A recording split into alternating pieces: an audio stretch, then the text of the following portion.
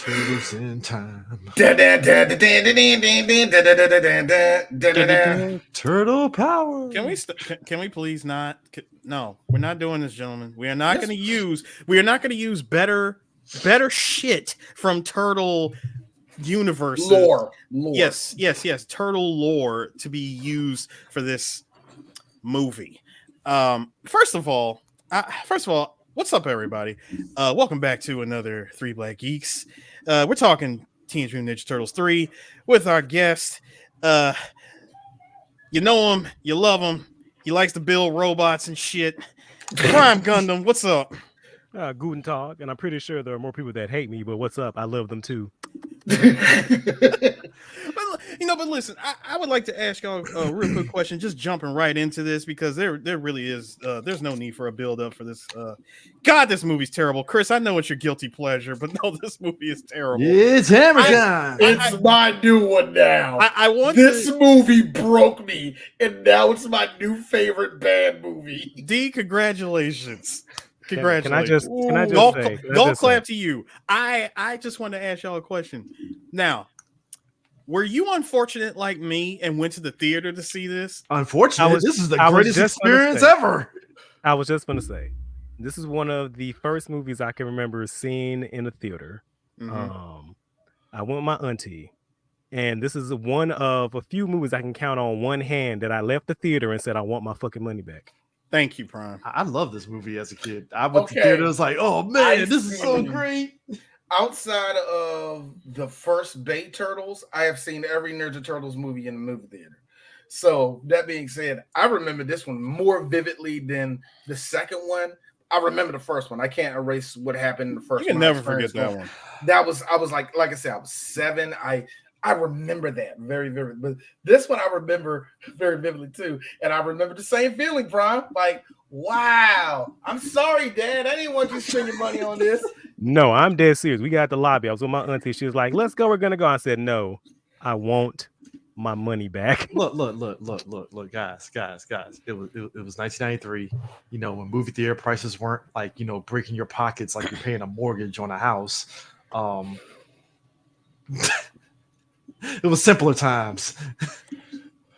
Okay. They just shut down. Okay. Hold on. If you want me to translate the bullshit version of what you just heard there, people, this thing was at a matinee within a week of release. It made money. The people over at New Line Cinema. Oh my God. We invested money in this. And that's my thing. Like, correct me if I'm wrong, but but Golden Harvest 2 years for this. Golden Harvest was involved in the first 2 movies, right? Yes, they were involved in this one too. All three. They were. Oh, who was it that pulled out? Because that's what had this reduced budget. But here's the thing, Prime. 21 million in 1993, which is a lot of fucking money. Which I'm like, so how many suits did you buy with that 21 million dollars? Well, see, when Jim Henson and them hit them deuces, they had to do something, bro. Like, I don't. Jim Henson did this movie. Jim Henson did this movie. No, they didn't. Stan Winston didn't do this. It was Jim Henson's company that did it. Okay, they pulled it out. So it was Design Works or whatever. It wasn't them. It wasn't Jim Henson them. You sure?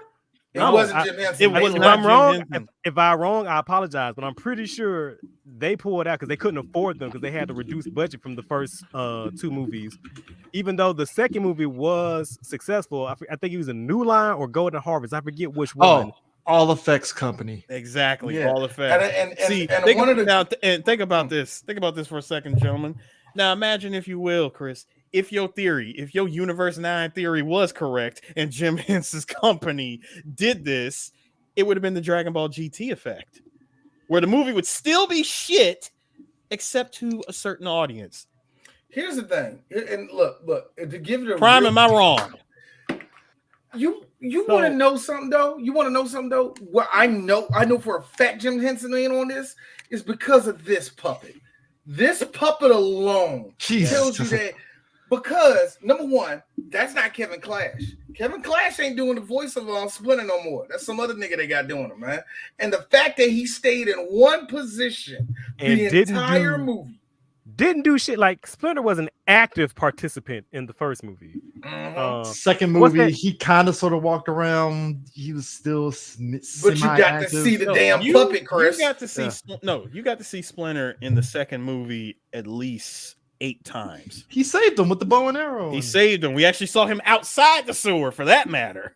I came all the way to the club when I heard Ninja. Vanilla Ice playing at top volume. You knew it was him because there was nothing but white people. They were all offbeat, so it was easy to fight him. First of all, sir, you do understand that when he approached the junkyard and fired off that arrow, that he said, "I have come here to shoot arrows and eat sushi, and I am all out of sushi." Yes, he did. Yes, he did. I would have also took trash, but yes. No, he came, did the job done, and peaced out. I will see you at the end of the movie, and jumped off. You ever see a character in a Tetsuno? I'm sorry, I had to do the Fatal Fury shit where you jump into the background. Yeah, it's like that.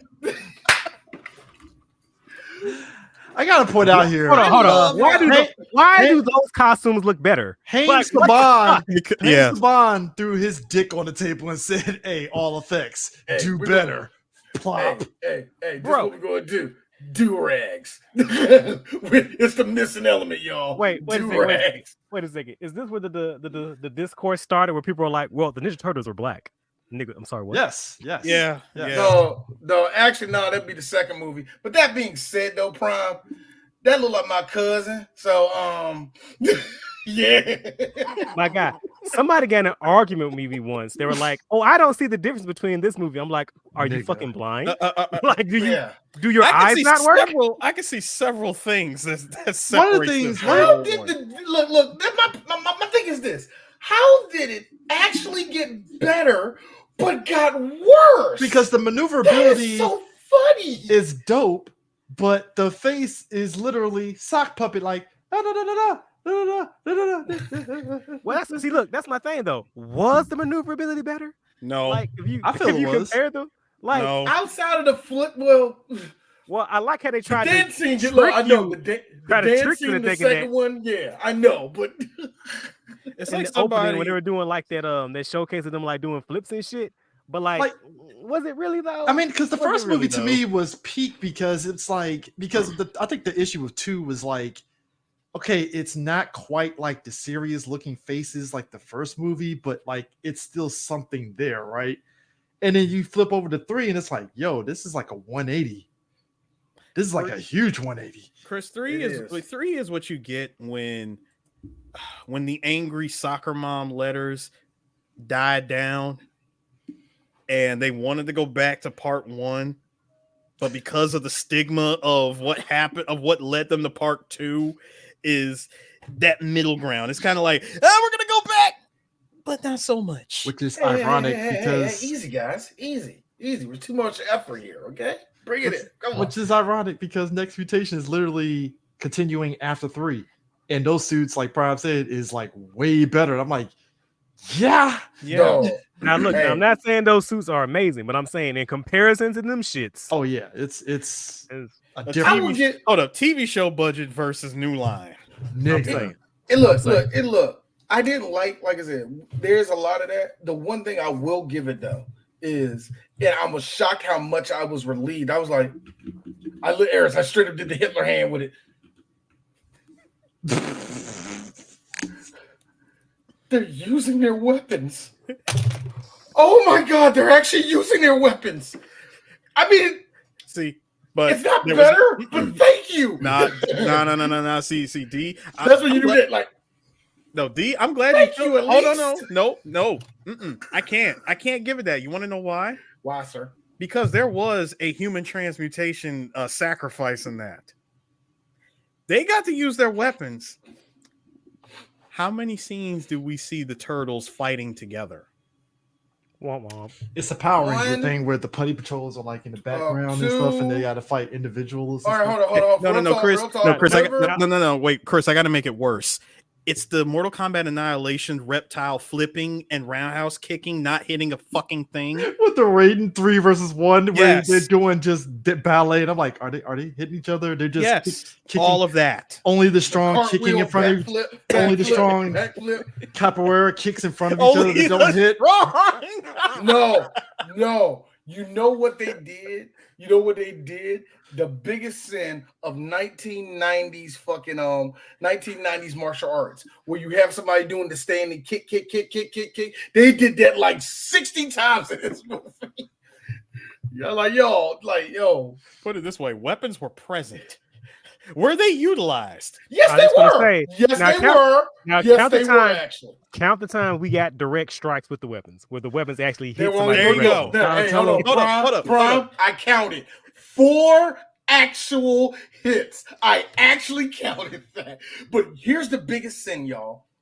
Donatello, we got to see him use his bow staff. We actually got to see Michelangelo actually use his swords. Actually, sad part. Michelangelo, look, that's what I'm saying. We actually see Raph with the signs. I didn't see Mike hit on one person. He did block a strike. He did block a strike. Hold on. Yes, he did. He did get somebody an edge up. No, that was Leonardo. We're talking about Leonardo did that, man. Okay, my bad. That was Leonardo, where Leonardo showed all his teeth. Speaking of which, whose idea was to put fucking molars all around the turtle's teeth? Look at yo. Who was the one? Do I got one where they're cheesing? Yeah. Who was the one that said, "Hey, let's put teeth in these turtles"? Some big ass. That's some horse teeth. What? How else do they eat pizza? Sir, I need you to please remove fucking Bubba from Forrest Gump cosplaying as a Ninja Turtle off of this damn screen, please. Hey, Eric. Hey, y'all. People watching. Like if this looks like a cousin, a brother, a nigga you know named Rashawn. Like if you know that, like right now. I will say this though. Look like a nigga named Walter. Wait a minute. No, I gotta do it, D. My gums is big, dude. See, man. Daddy, man. My dad was black and my mom was Italian. Daddy, man, I'm a shogun. You're gonna have to put the gun down, man. Are we still bringing up? I'm not doing Ninja this. Turtles coming out there. Come on, Daddy, listen to us. Calm down. Hey, look, we got a 1300s Casey Jones. We did 1300s Danny. Just happened to be there. No. 1300s Danny in this case would be a baby, sir. No. Again, in this movie. No, he's Tom Cruise from Last Samurai. Stop it. You stop it right now. You shut your whore mouth. You shut your entire whore mouth, Chris. Has a union outfit on. Yoshi's trying to break his leg. Hey, Chris, come here real quick. What's that, Nick? So, this movie dared to sit there and throw away a plot line in 5 seconds. Casey? And nothing goes. No way, Chris. No, Chris. They had the nerve to do it twice. Casey? Yeah, you look familiar too. It's a fucking rat. You really think that? It's like the movie had a plot thread. That both Splinter and Casey's ancestors. So apparently Casey's I have a story. I have a quick story. There was this one annoying. I remember this forever. For whatever reason, I think all the kids in the movie theater that I was in got tired. So when Paige Torko said, "You look familiar," and you heard the do, you heard that? All the kids in the movie theater, all the kids started laughing. I think everybody just snapped. I will never forget the laughter I heard that came from that joke. The plot thread went nowhere. It's like, so is she gonna bang Casey's ancestor to pet? Nothing. And somebody, and I remember some kid the next day at school. Yeah, that was Splinter's ancestor. Sir, sir, now I'm mad that the use of Walker, aka Dollar General Trey's Kushranada, was put in this movie. You know what? That's a smack in the face of Trey's Kushranada, even if it's the dollar store version. Dollar General. No, that's too good. No, sir, He tried to get over on Nora. No. Noranaga He is several Lieutenant times. Septum, sir. Is he really? No. See, first of all, here's the difference, Chris. Septum died. Okay, he died early on. Hold on, same way in a way. No, they both died the exact same way into nothing. They went and disappear. That was the funniest death. He imploded. Look. The way Walker died, that is still top 10. I love deaths in I cinema. love how Quarter Crew. I like how Quarter Crew when they actually did a review. It was like they didn't have to do that. They did. They didn't have to do that. And what's so fucked up is they caught my man. They caught my man going back for his pet bird. Like, come on, dog. The fuck? I like how it wasn't really a full direct hit. It was a slow motion. Wait. Okay. Hold on. No, I got you, Chris. I got you. Okay, no. All right. Not Kushranada, not even Septum. Because he actually introduced something to, to Noranaga, he is definitely the Goodwill version of our boy Tuberov. Ah, yes. The guns, the cannons. Sure. It's something. Because, no, Eris, that was his mobile dolls, okay? Eris, I say this as a person who likes bad movies. You still don't compare something better to the shit that you're seeing in front of you. I like how this movie also implies. Even if you're a fan of the ish in front of you, don't bring up, in Scarface, shut up. Stop talking. We're looking at why this movie literally dared. And again, I think it's probably part of the script process. So did they kill the Rokusaki's defeat Orokusaki's ancestors? That was never implied. No, it's not. That picture that he showed with the turtles doing, and then first of all, that was the fight against the freaking Nori, was it the Norinaga family? Nobunaga. Not Nobunaga. Norinaga. No, Norinaga. Why did I think it was Why am I thinking Nobunaga? Why did I think Nobunaga? I was doing the same thing. I did the same thing. It's okay. That's the most known warlord, and Eastman and Ladd, or one of them, was like, we can't do it all the way here. Remember, they have to get sound alikes. They got sound alikes. Nigga clearly looks like Nobunaga. Chris asked my question. So that's why you give him a name that's similar to the original. Look, all right. He had the traveling time. Hold on. You got a problem. Go ahead. So if we had the traveling time, if we couldn't use Nobunaga and we had to have the Ninja Turtles in a samurai setting, if there's some Japanese organization that we can tie them to the history of, maybe they were fighting in New York, had a leader they killed twice, we can explore the origins of them maybe, and how maybe this is a prophecy of how the feud started, or I'm overthinking things. Wow. I'm sorry. No, Prime. Now hold on, Prime. You're not overthinking it. In fact, the 2012 Ninja Turtles actually did an episode very similar to this, where they went back to the origins of the Foot Clan. Hey, both of you. I see the ambition from both of you, and the movie studios are telling you this. Chill, get on, bro. Hey, God bless Sab Shimono, because I was like, he could easily be Orokusaki's ancestor. I can see it. He could have been. Literally just change the name, bro. That's all you have to do. Him, I can see it. It's like, I can see that. Look, all you had to do was make better off. No, you know what? Leave that picture up, D. First of all, you'd have been better off trying to convince me that was Tatsu's ancestor or something. I was just about to say that, but here's the funny thing. You could have easily said the Saki clan, some shit like that. He's the Tatsu. What's crazy? No. It's Tatsu that talks. And what's crazy? And what's crazy? If I'm not mistaken, wasn't there a story arc in the comic book around the same time where they got recruited by the time traveling chick named Renee? Yeah, but wait, what that going on in the cartoon at that time? Or no, it was. I think so too. There was because there was I remember there was a time portal that was built by Shredder. Yeah, so they had the same thing going on at that same time too. Wait, hold on, no, but that was going into Dimension X, wasn't it? I thought that was a time thing. That's what they went. It's still a time thing. Shredder's ancestors. Let's be real here.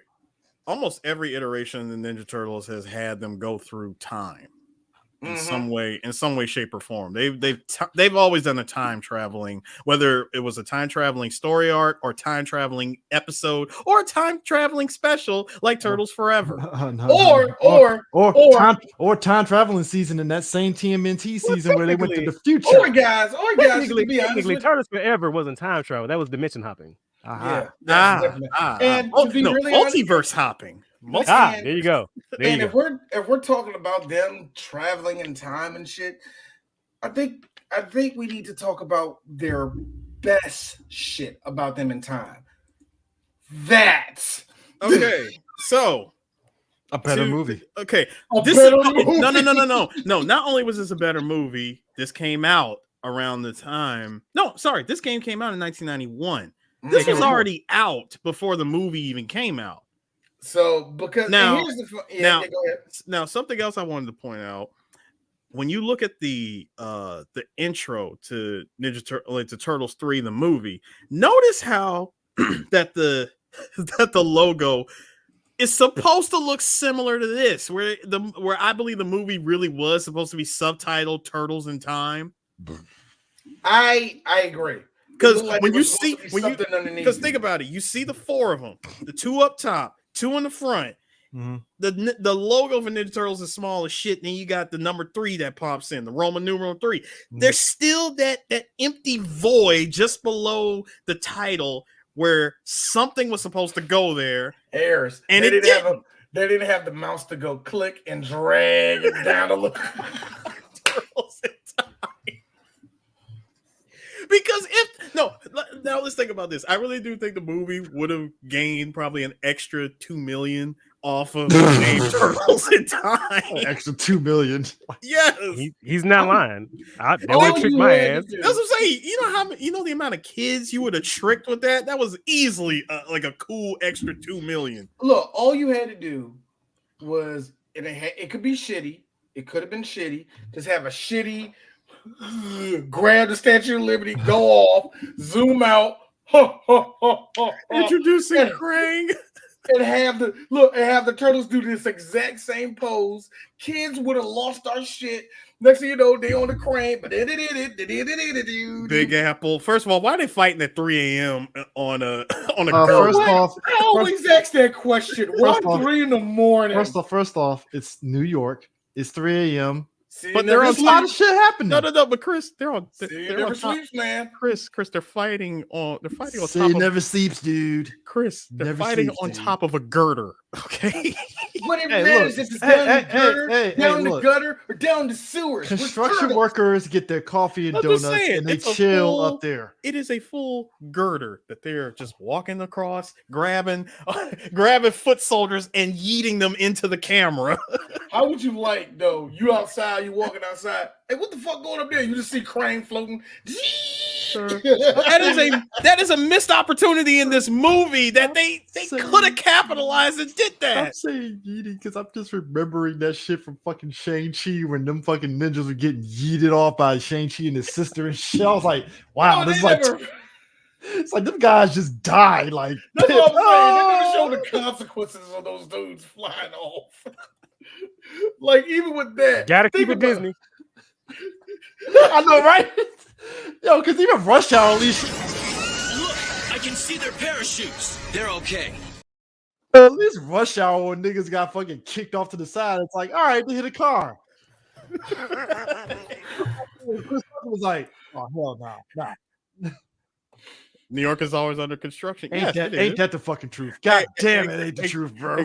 Chris, they get knocked off and fall into a pile of bamboo.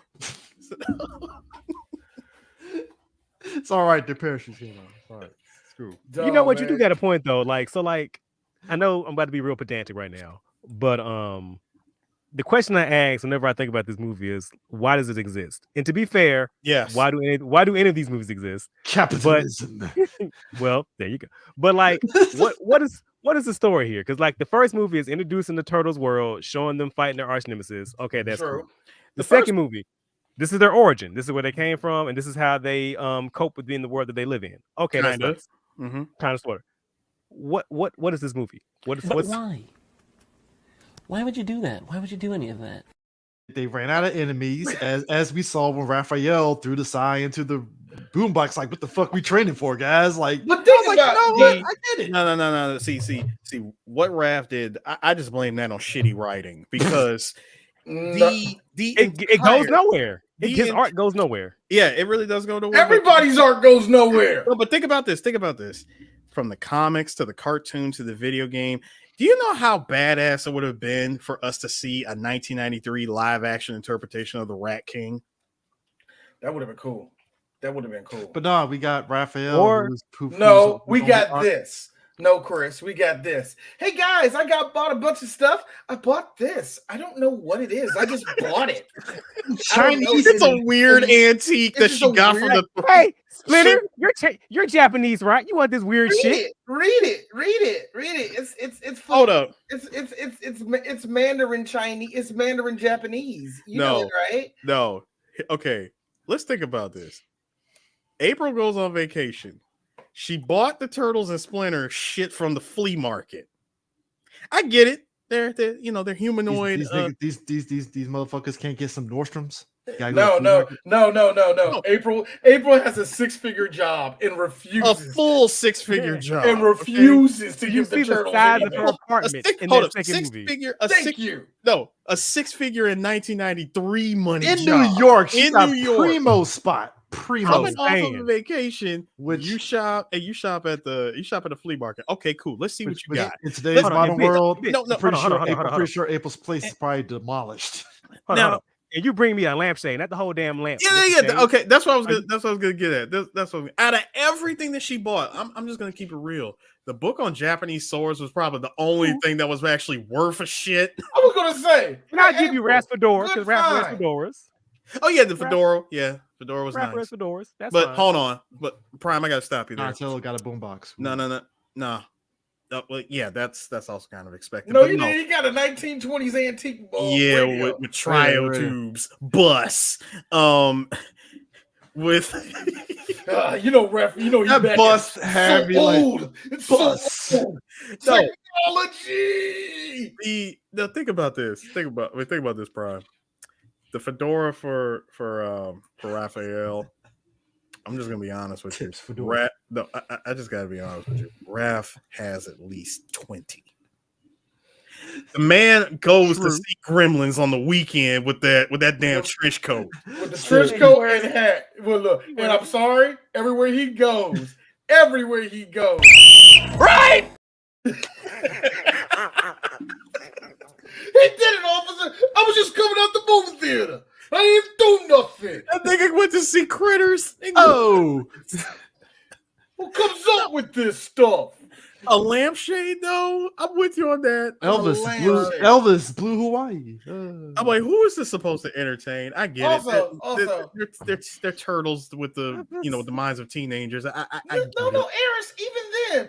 Wait a minute. If they were the minds of teenagers, that means y'all niggas was born in the 70s. What the fuck do y'all know about Blue? Like, wait, what? I'll give it I'll give it the Splitter because he at least knows some shit, considering he's the oldest out of all of them. I do know this. The formation of hip hop was one of the greatest things that has ever happened to American music. Word is born, kid. I've seen Ducky Fresh. And the Get Fresh crew come together and made sounds with his mouth. That is one of the building blocks of hip hop. Grandmaster 5 and the Furious 5. You don't understand. Curtis Blow asked me for a Lucy. I traded it for a chopped cheese. Chopped cheese used to not be a delicacy in this city. But I was there when they first started bringing them. I think the funniest line for me in this movie, Ohio wasabi. Hello mustard. Hello mustard. Because I'm gonna be real, that's some shit that somebody that does not know the language would say, like Ohio Kawasaki. How about sayonara? Like, why are you saying hello to a city? And I'm so upset because this movie is like just full of Asian actors, and I'm like, oh, look at that representation. Oh, I will say this. Look, The representation is pretty accurate. The white man coming in there it's with very guns. accurate. Think about it. With No, guns. hold on. Hey, give me gold for them guns. I'm like, that's some white man shit right there. I mean, it's all right. I mean, I'm gonna be the Japanophile. Number one is actually the Portuguese. And if there were English people over there, hate to be this person, they would be doing what Walker's doing, giving cheap ass guns, ducking the Japanese authority when they found out they're not Portuguese and they're actually Englishmen doing all that crap. No, gaslighting him by saying, "Hey, you take these." No, I'm sorry, Dale. Because all I was saying was have Walker basically gaslight Lord Noranaga by telling him, "Hey, you can take these weapons and you can can take over the whole country with this." And here's the fun part: that happened all the time through feudal Japan. That happened all the time. It'd be a Dutch person, it'd be a Portuguese person, or some English dude like this. Hey, I know you don't understand what I'm saying. I know you don't understand what I'm saying. Do you understand? That's gun. Money. Gun. Look, gun, flint, boom. You give me gold. Hey, I will say again, it's the small things. Again, it's the white people going ham on Asians. I want woman. I'm like, bruh. No, wait. I was going to say, like, I can't hate Walker. I think he's a good villain. I'm sorry. He is a good villain. Exactly. Thank you. Now you see one of the reasons. No, I like this movie. Particularly Walker's a pretty decent villain. Now, D, I just wanted He's to a white man. It's not hard. I'm just saying. I'm about to say. First of all, look.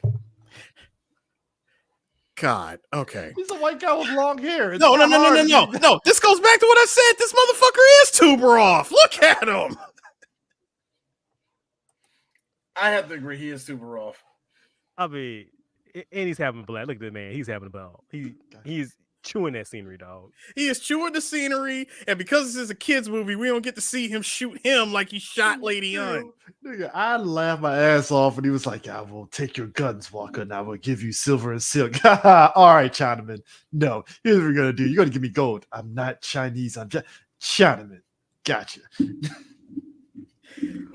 Or that fucking line with April rolled up and was like, no.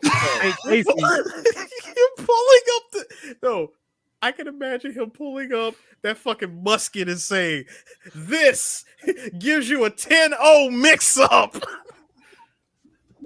Juggle these. You was 10-0. It's like shooting a katana. It's like faster arrow. You know arrow? Chopsticks. But shoot. This is all horrible. And why I got a feeling? Because that's exactly the conversation they had. No. This racism is killing me inside. No, where I'm going with this, Chris, is I imagine somewhere on several cutting room floors was footage of shit that we're doing. Like, they shot this. It did not make it into the final product. Here's the thing. You can't put this out now because some fucking dickhead will be like, "See, why has it got to be about race?" I'm like, bro, this is exactly how your fucking ancestors were acting. What are we doing? I'll be the white person who's the first one to speak up and say some shit. Like, I always look. Why? Because you did it. Look. The one thing I was historical accuracy. I was talking to this like with Chris. For months on end. You complain about a black Ariel, but suddenly when the film industry holds up a mirror in front of you, it says, "Whoa, I was saying that was problematic." Oh, okay. I was telling this to Chris. I was like, when we was talking about Color Purple, the one thing I said is that I noticed that's missing is that there's the little sting of black people can't move nowhere and we're right here. That's kind of gone. They just replaced that with, more vivid, clearly Coleman Domingo crawled off top of her and go, "You better not say nothing, woman." Tell them type of scenes. They replace it with that. But I always said there's something important when you lose the sting of white people being, white people. Yeah. And Chris, and I give Chris that, you know what, D, you're right. Because I hated when white people kind of duck the hammer of dawn when it comes to them. And the shit they did. Terrible, man. We never said that to Malcolm X. We just thought he was a little bit rebellious. No, we just saw FBI posting about MLK, dog. Come on now. Hey, look. And look, it was the 1950s. I'm sorry. Allegedly. No, Prime. My bad. No. Prime. I'm not suicidal, by the way. No. Shut up, Prime. If I kill myself, no, I didn't. All right. Okay. Listen, Prime, it's already bad enough. That rope didn't find itself. No, Prime, it is already bad enough. It's bad enough you saying that. The cherry on top of that shit Sunday is that we had this white woman coming out talking about we've never been a racist country. Okay, what's your full name? Exactly. What's your full name? My girl had the nerve. The nerve. We never said white people never used the term nigger. That what? Like, can we get away from this? Can we get away from this stigma? This is why I appreciate like this movie. It's like, they were like, hey, white people were exactly like that. When he says, I want a woman, like as though the guy does not know what a woman looks like. Like, come on, bro. Like Like you can imagine Japanese dude. You could just say a pussy, dog. I know what you mean. Right. I know what the fuck you like. Yo, white people, why do y'all duck that shit? It's the name Fatsu-san, because that's what white people did too. It was like you got to put san at the end, or domo, or domo at the end of something. Hey, big domo. No, or just O at the end of something. Yeah. L Street Fighter O.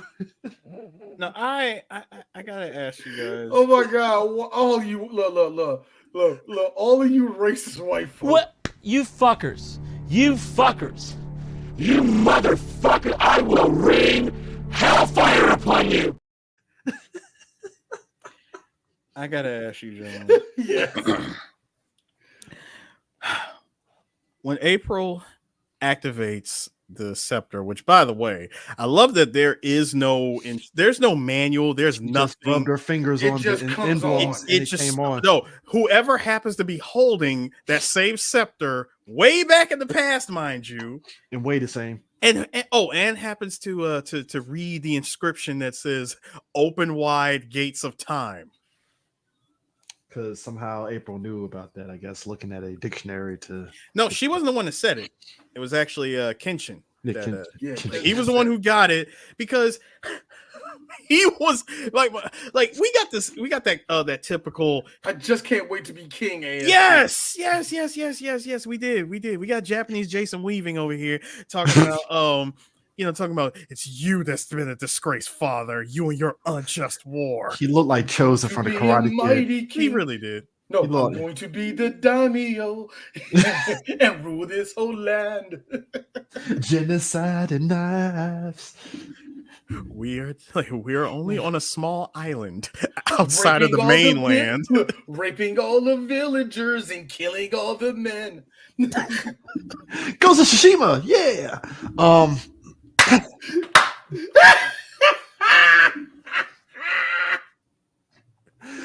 So is this the pre or post Korea DLC? I hate every last one of y'all. It sucks, man. We're having fun. We're having fun, sir. I swear, I've been doing this shit for far too fucking long. Hey, look, the DLC for Ghost of Tsushima.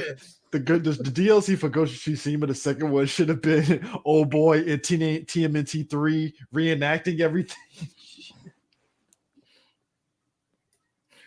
Alley Cat Blues. The more I think about this shit, the madder I get. Because, like, you can kind of see what could have been a good movie here. Exactly. That's the reason why I like it. There are elements of, oh my God, is that effort? Oh, look, guys, it's effort. Oh, and there it goes. It's gone. Never mind. Casey Jones is going to join the gang, and he's not. No, that was what disappointed me the most.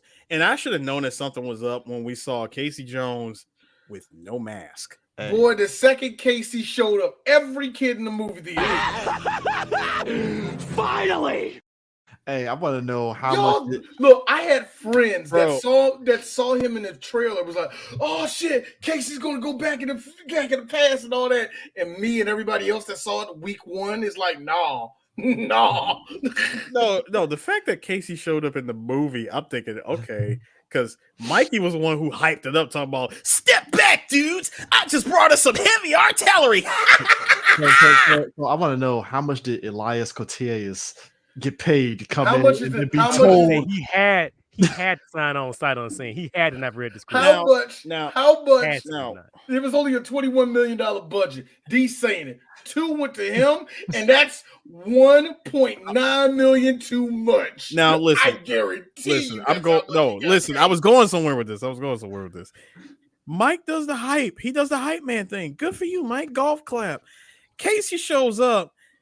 Nigga, it's casual Friday for this nigga. I'm like, No, you know First what? off, D dude, he said? has the king sweatpants. You know, nah. See, I'm noticing something. The lack of the cricket and the hockey sticks and the mask. well, you just And got to D get the noticed this basics. too. You went from late 20s to damn nigga, you all the way 40.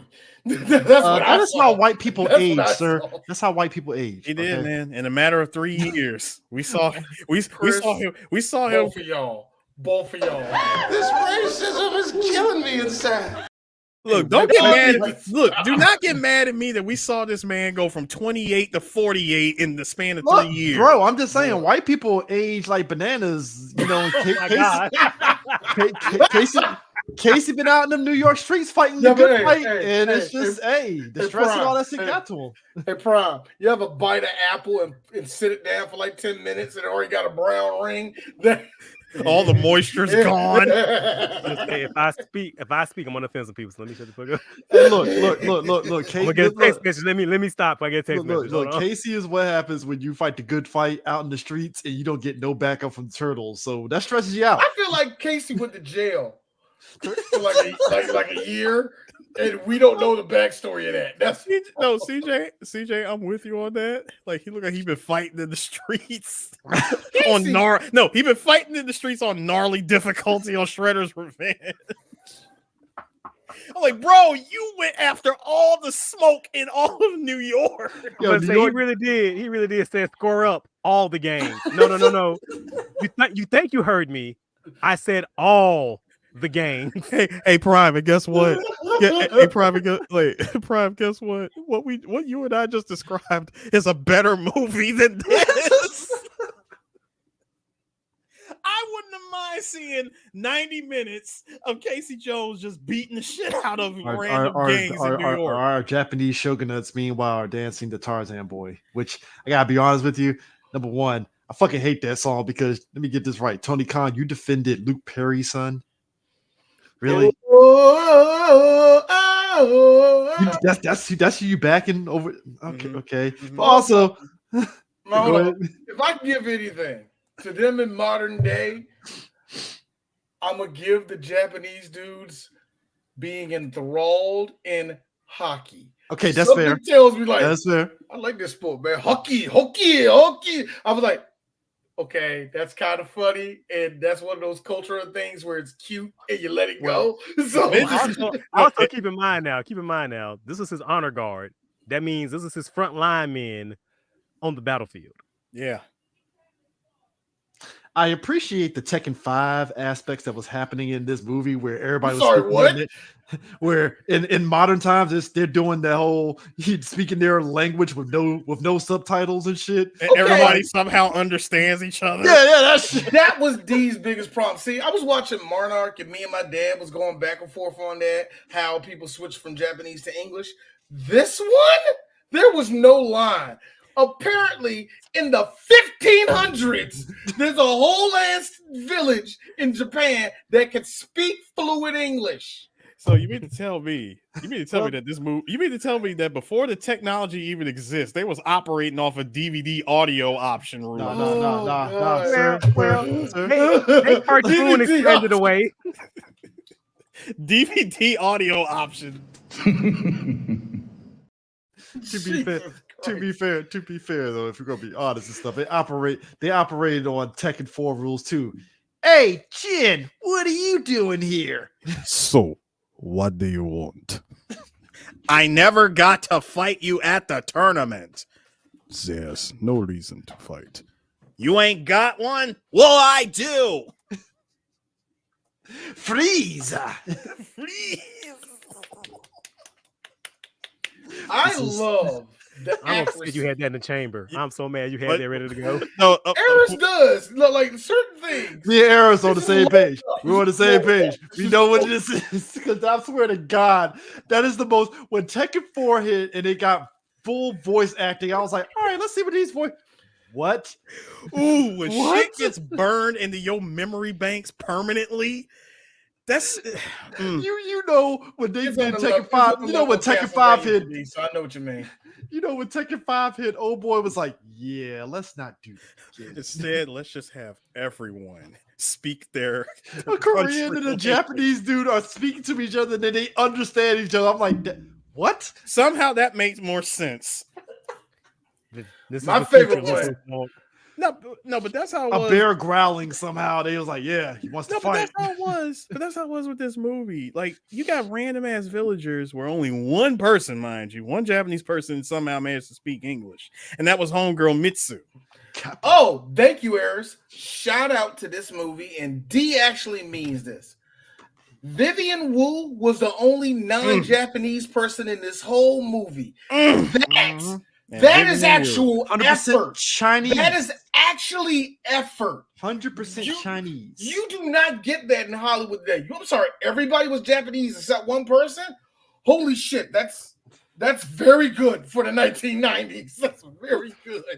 So you get a point for D on that one. Hey, some white Hollywood exec, if it was no turtles in this movie, they would have shut production down immediately. Like, oh, hold on here. Well, technically, Hold on, wait a minute now. Well, by technicality, there was one, and that was that was Michelangelo spending time on a village, doing his side quest from Yakuza 6. Teach Yoshi how to fly a kite. Yeah. Can I also say I respect the continuity of Michelangelo wanting to get down with some human women. The one time that Michelangelo looked and said, "I'm sorry, April who?" Oh, he was on team fuck them kids at that point. He was like, hey, I get to stay back here. Dude was like, bro, I love actually both him and Raphael. Because even Raphael had his side quest with young Yoshi. That's my thing too. That's why I said I'm so angry that Ralph's arc went completely like half finished, because he starts off all upset, like no one appreciates us for what we do. No one knows we're down here. And it seemed like once he gets to that village, he's like, yo, it's like you kind of like, I want a family. I'm like, is that what you're trying to lean Ralph into doing? Is that where we're going here, movie? And that's the thing that got me with Raph was, whoa, wait a minute. Number one, when they were, like once they got to Japan and they had swapped places with the honor guards, where they literally were the freaking kappas that were there. Once they took off all the armor, like all the headgear and stuff, and they saw them for what they were, and they were able to walk around outside in feudal Japan, and no one bat an eye, like, oh my god, we're terrified of them. Like, nah, these dudes actually saved our village. Inuyasha rules. Inuyasha yes, rules. Yeah. It was Inuyasha rules. Definitely Inuyasha rules. But still, it's the fact that or is it Rudolph the Red-Nosed Neighbor rules? You're only helpful to me if you're useful. No, Prime. See, this nigga makes a lot of sense. This nigga Prime. makes a lot of sense. This nigga's written. No, Prime. See, I would agree with that, but let's understand something. The village was saved. It's been 6 hours and they ain't freaked out. That's fair. They were able to walk around, infiltrate, immigrate, and assimilate, my brother. Assimilate, embrace. This one little village in feudal Japan, my nigga, the Japanese villagers. But you got to have vision. Look. All the way. Did y'all love Kenshin rocking them lady boots the whole movie? Not just lady boots. He had on the full April fit. Yeah. I actually enjoyed it. He didn't look too bad in it, to be fair. The black leather jacket I too. didn't notice, bro. I didn't notice, bro. He rocked the whole outfit. Hold he up. came and served cunt. I'm sorry. He was serving. I'm sorry. He sorry. He was rocking the whole outfit inside and out. So I'm thinking, you do realize you're also, again, how the hell did you get in April's jeans? Hey, look. No. The jeans I can accept. Hey, yo, no, that's what I'm gonna say. Hey, yo, can't you come here? Hey, yo, can't you?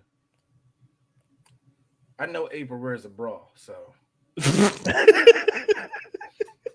you're gonna have to come up off that. The drawers, no, those are gone. Those are gone.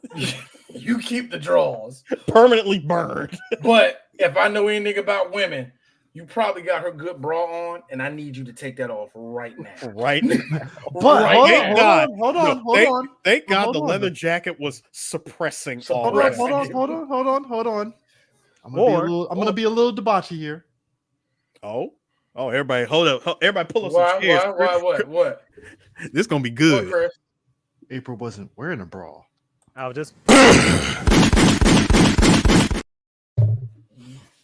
Dog, that's Paige Torco. That is Paige Torco. I still have a thing for her. So yes. Yeah. Them shits was standing. Hey, she two nips up. Man, right? It's a not beat. the only thing standing at attention, especially when she ripped off the bottom half of that kimono. Absolutely. Swing. Hold up. That part after she ripped off the freaking pants, and Leo and Don, oh God, aging this movie terribly, might I add. The whole What you talk about aging, man? I only look. That wasn't. When has anybody said swing after this movie? Hey, Eris, if you keep saying swing, there will be another gray hair on my nutsack. Stop it. Okay, then. So don't defend it then. Shut it. I was going to defend it so you can stop saying it. I wasn't going to listen. I was not. I was going to say, look, Eris, what are you talking about? Every time, look, when I heard swing, all I felt was in my back a little bit. Be a man. I was going to say, be a man. Not gonna lie, man. I had a Nam flashback. I'm sorry. Oh God. I don't want to say it because if I say it, one of my damn retros is gonna just spontaneously combust. So no, one of your retros is gonna be like, you the old nigga. What are you talking about? Oh God, yeah. Jesus Christ, man, this goddamn movie. Yo, it's just the small jokes like them meowing in the thing, and it was like, meow, dude. I screamed. Okay. I screamed. I totally forgot about that joke. Okay. Yeah, dude. All right, listen. I still hate this movie. Prime, you and I, we right here, okay? I still hate this movie. There was at least three it's every time. Three good one-liners that are still funny. Meow, dude. It's stupid, but fuck it. Hammer time. Oh God! All right. The best one for D, and it's when that one was funny until I turned 9. What was my favorite line of this movie? And it broke me, y'all. And this is why I made it official that this is one of my Wayne Newton. No. Oh my God! I am so mad that it made me laugh. Because now I fully get the reference, and when he's walking down there, time it. Hey, look, it's Wayne Newton. That's funny. That's actually funny. But no, when I lost it, for me, when I lost it, when they're leaving, right? The guard gets tapped up now just to prep it up. Right before that scene ended, hey Leo, give me a high kick, and they both kicked high, right? So I'm already used for everybody getting kicked in this movie because again. Nobody gets hit with the weapons; they get kicked off. Exactly. Fuck you, but it's better than the second one for D. But anyway, still D that goes right back to what I said. I know, but human transmutation sacrifice, sir. But that being said, when they walk out, Raphael goes, "Hey, you!" Pop kick. I mean, he just kicks nigga dead in the face. That was the third one. And then go Raphael. Take the rest of the night off. Take the rest of the night off was a good one.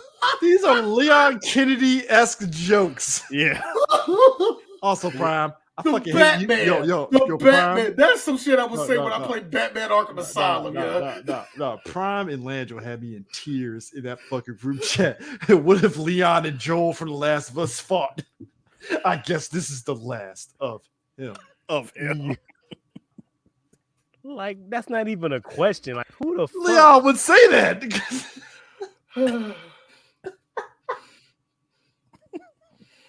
Take the rest of the night off. I was like, bruh. Nah, Leon. He would shoot him and say, huh, I guess you should have stayed in Jackson, huh, Joel? Oh god. You're big time. You're small time. You're small time. No thanks, bro. Oh god. Yo, I like how he actually got a fucking a guy to actually make the scepter from scratch. Yeah, he did. So Where what did in that the plot 90s? line go to? They broke it. Well, yeah, they broke it, which Okay. apparently Michelangelo used the broken one to travel. Cause Yeah. Okay. Wait, hold on. If I'm not mistaken, Mm-mm. I'm giving them some credit. I think that's the original step they just burnt out because they said they had 60 hours, 2.5 days. Oh, to get yes. back. Okay, hold on. Okay, so in the world, in the world of Virtua Fighter instruction manuals, where there's no way you can read anybody's backstory. The rules on the fucking scepter, which let's just be real, was made up on the fly because hey, Donatello, how in the name of everything that is holy did you deduce that? Sir. No, don't interrupt me. How? My brother. How did you deduce that you have only 60 hours? This is 90s Donatello. We don't question 90s Donatello. He's Mr. Wizard. We don't question it. Also, dude, how dare you imply that Virtual Fighter ever had a plot? I'm not talking about plot. I'm talking about backstory on characters. It never had backstory on characters. What are you talking about? Yes, they did. Well, who, what? Other than Jackie and Sarah being sisters, brother and sister. That's about it. No, sir. That's why I said the instruction manual. Everybody's backstory. The instruction manual dared to put a plot in Virtual Fighter. That's all I'm saying. Correct. That is very correct. To this day, if you want to talk about the most basic of basic, Virtual Fighter has no plot, and yet it's still a great dope-ass fighting game. Wait a minute, they put one in the instruction manual. That is how you won. I mean, that is how you know who won the last tournament. You had to read the instruction manual. What was the reason? I had a reason. What was the reason? What was the reason? I just explained the reason. What was the reason, bitch? I don't need. I just explained it. I know you did. I was calling. What was the reason? They gave up. To be fair, D, they gave up after 2. All right. Oh no, they didn't. They kept that shit going to 4, sir. They kept it up all the way to DOA when they joined up with the DOA squad. I'm not even kidding you. There's like a plot line for half of them niggas in DOA 6. It ain't a good one, but guess what? It never was a good one. All I know about Virtual Fighter is Darrell got created by some megalo corporation that's also pushing the Virtual Fighter tournament. That's about it. As you do. DOA Tech. Anyway.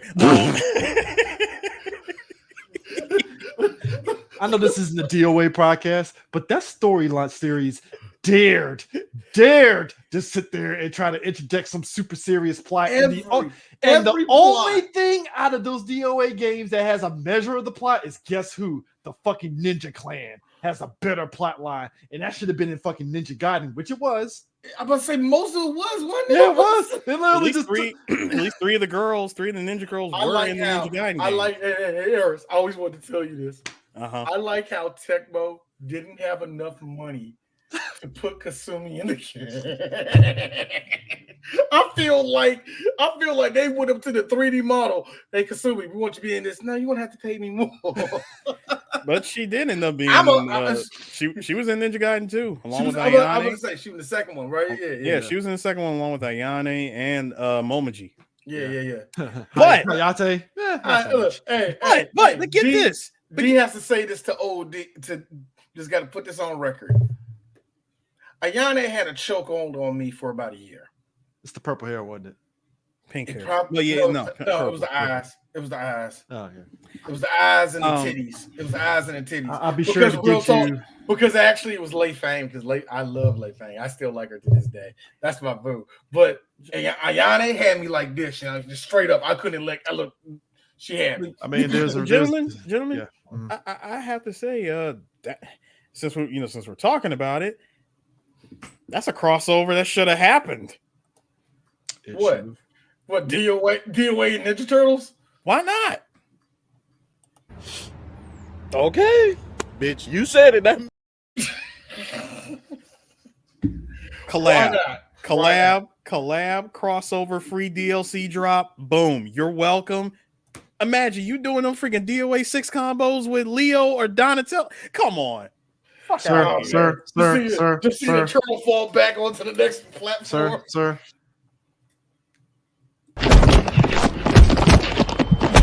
What's that, Nick?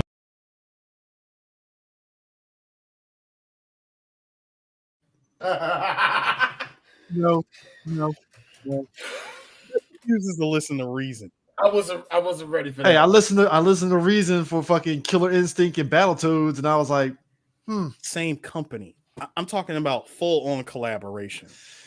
I mean, look, the bar is in hell after that Street Fighter 6 TMNT thing. So hey, exactly. You can only go up. See, but hold on. But unlike that $25 overpriced bullshit, you're getting all 4 turtles, and you can actually play with them and give us a coherent story that mixes with the ninjas of DOA.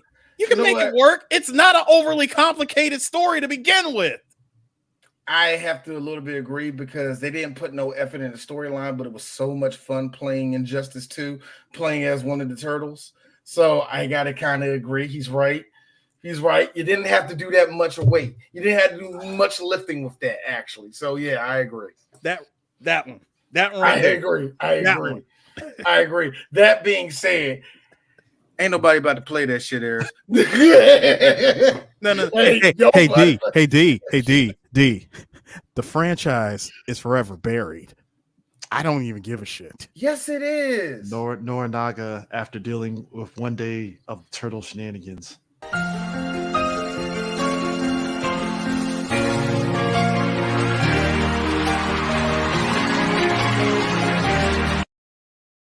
Man had to deal with white ass people and fucking turtles this whole fucking day. I like how you said he had to deal with white ass people and mutant turtles before the insurrection. I'd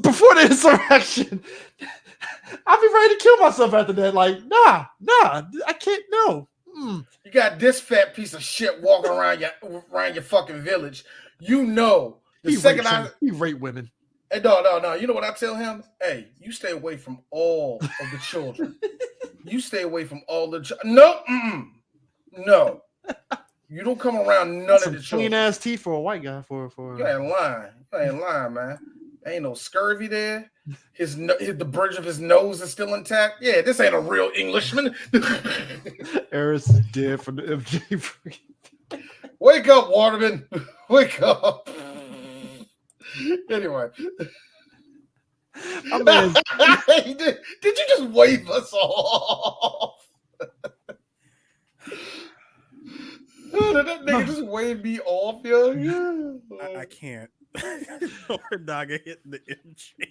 Yo, he really was. Yo, dude, that's a full day. Like Prom said, before the insurrection even hit, it's just like, oh god. No, because if you really think about it, crack over here trying to upsell me on some guns. If you really think about it, I got demons running around here. No, think about it. We got that fucking serial rapist snatching children off the streets, motherfucker. Hold up. Then we got this white woman. Wait a minute. Speaking all English to me and all attitude. I don't know. Wait a second. You mean to tell me this man who runs a castle has an entire army all got rolled, rickrolled by 3.5 turtles. I'm gonna say 3.5 because I'm actually more mad than power. No. I need both of y'all to stop it because none of that good classic music from the first two movies is even in this movie. Yes, it was, Eris. Every now and then. Yeah, I'm sorry. that is a callback. It's a callback. It's a callback. No. I don't. I refuse to use obvious transition music, especially on a bullshit transition. Like, yeah, you look familiar too. Rat, Splinter. Shut up. How was it that the 1500 Rat looked better than Splinter? Exactly. No. That music, the happy music, knowing that we're about to experience a good hour and 40 minutes of just awesomeness. We got this instead. Yeah, we definitely got that. Hey, yo, Mike. Hey, yo, Turtles Raph, with measles. Hey, yo, Raph, did you really have to put the size on it too? Like, No, D, you know the equivalent of that is? It's the meme of everybody cutting the cake and that one dude that's not cutting the cake. It's just his hand like this. Yeah, just his hand. I like it because he's staring dead at the camera like, yeah, you know I ain't touching this shit. It's a smile of, yeah. I got one question though. So, okay, switch stuff over, all the rest of that good shit. April, why do you still have your Walkman? That was able to go through because, again, like Terminator rules, unlike Terminator rules, something dead did go through. She put Kenshin inside there. That was so dumb. She dropped the freaking Walkman. Music came. Real Wait, talk. so But real where talk. was the Walkman? Wait a minute, April. Time paradox, because now For one thing, she still had the headphones on, and the headphones were still attached and shit. So when she traveled in time and Kenshin took her place, she shows up and Walkman falls out, music's blasting, freaks out the Japanese people because technology, which is ironic because this is shit that they made. Yes, it was a Sony. Japanese errors, Sony. rightfully so. It was 400 years before they would do that. No. First of all, that's a time paradox. Second of all, Errors. Sony got formed after the insurrection. Yes. Errors. I was just about to say that, Chris. But Errors, when you said that, like, but they made it, I was like, Errors, that's like them making a wagon, and they say, hey, what's that wagon? It's a Toyota. That's what you're telling me. Yes. They was when you trying to say there's a Shaughnessy, and on the back of that joke, you got a Sony on the Can back. I be real? There's a moment in this movie that had me in tears. 100%. It was, and it would be Sony's old logo. D. It would be the old. No, Errors, keep it real. It'd be a Seiko. Anyway, the statement was on Sanyo. Sanyo. Go ahead, Chris. The statement was on some. I can't tell if it's stereotype or racist. When Kenshi figured out the whole thing with the staff, Donatello turned around. Wow, you guys really do have a good educational system, and I'm like, this racism is killing me inside. God bless Corey Feldman. That line delivery was perfect. It's not like he said. It's not like he said you were great at calculus. Now, come on. Now, this is another reason. This was also another reason why I said that this movie definitely was the Full Metal Alchemist human transmutation of the Turtles film, because you get Corey Feldman back. What got sacrificed? Oh, did you know this little tidbit information though? Did you know this tidbit information? So Corey Feldman got paid $1,500 for the first film, right? Mm-hmm. And obviously they called him back for the third film, apologizing to him, like, hey, we're sorry we didn't get you for the second movie. So Corey Feldman, rightfully so, was like, all right, price of the brick went up, pay me more. I'm sorry, Chris, did you just say Corey Feldman and price of the brick? That one didn't age quite so well. I knew one of you was going to slip up so I could use that clip. I knew one of you. Safe. I am safe. I knew one of you niggas was going to mention drugs and Corey Feldman in the same Straight line. from Corey Feldman's mouth, the producer told Corey Feldman, well, you were in rehab, so no, we're not going to give you a pay raise. Ooh, that is some good old New Line WB. Don't pay that drug addict shit. That is so Corey Feldman basically got paid $1,500 again for this movie. They basically They basically said, "Hey, listen, listen, no. Listen, Elseworld, Edward Furlong, you are fortunate to even be in this movie. Hey, listen to us. If we were if we were James Cameron, you wouldn't even be on the set. Hey, Fat Corey. We don't because the other Corey to me was the handsome one, but that booger shook it. Anyway, Corey Feldman. Corey Feldman. After Haim couldn't say no to that fucking black tar, man. If I ain't mistaken. One more is a bullshit bonus. My other favorite line. Man, very interesting family. Looks like me, but it's got Raph's beak. I ain't laugh at the beak jokes. I thought I would. I laughed at that one. I didn't laugh at the one where Raph was like, self-aware by saying, "Hey, I got a beak, don't I?" Oh yeah, that's what I'm thinking of. Then you're thinking of that one. No, I'm thinking of the one where he wasn't ready for that. Corey Feldman after the executive told him, "Nah."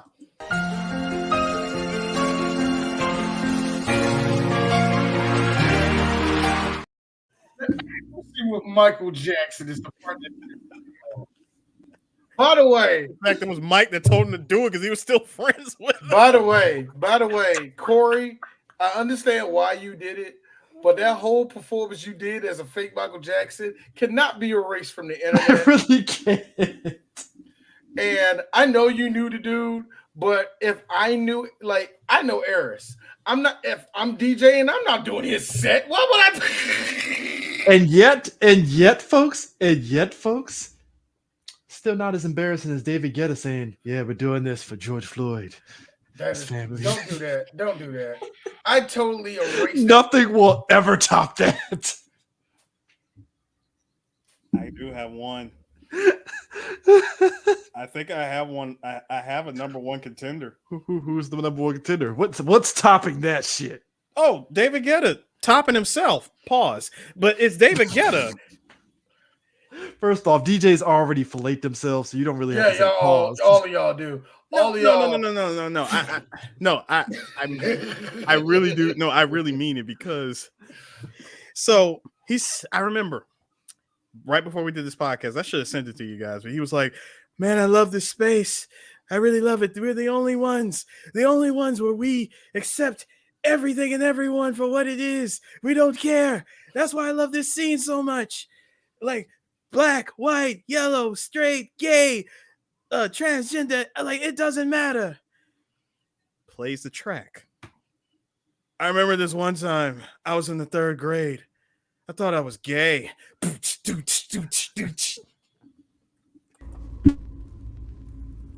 one didn't.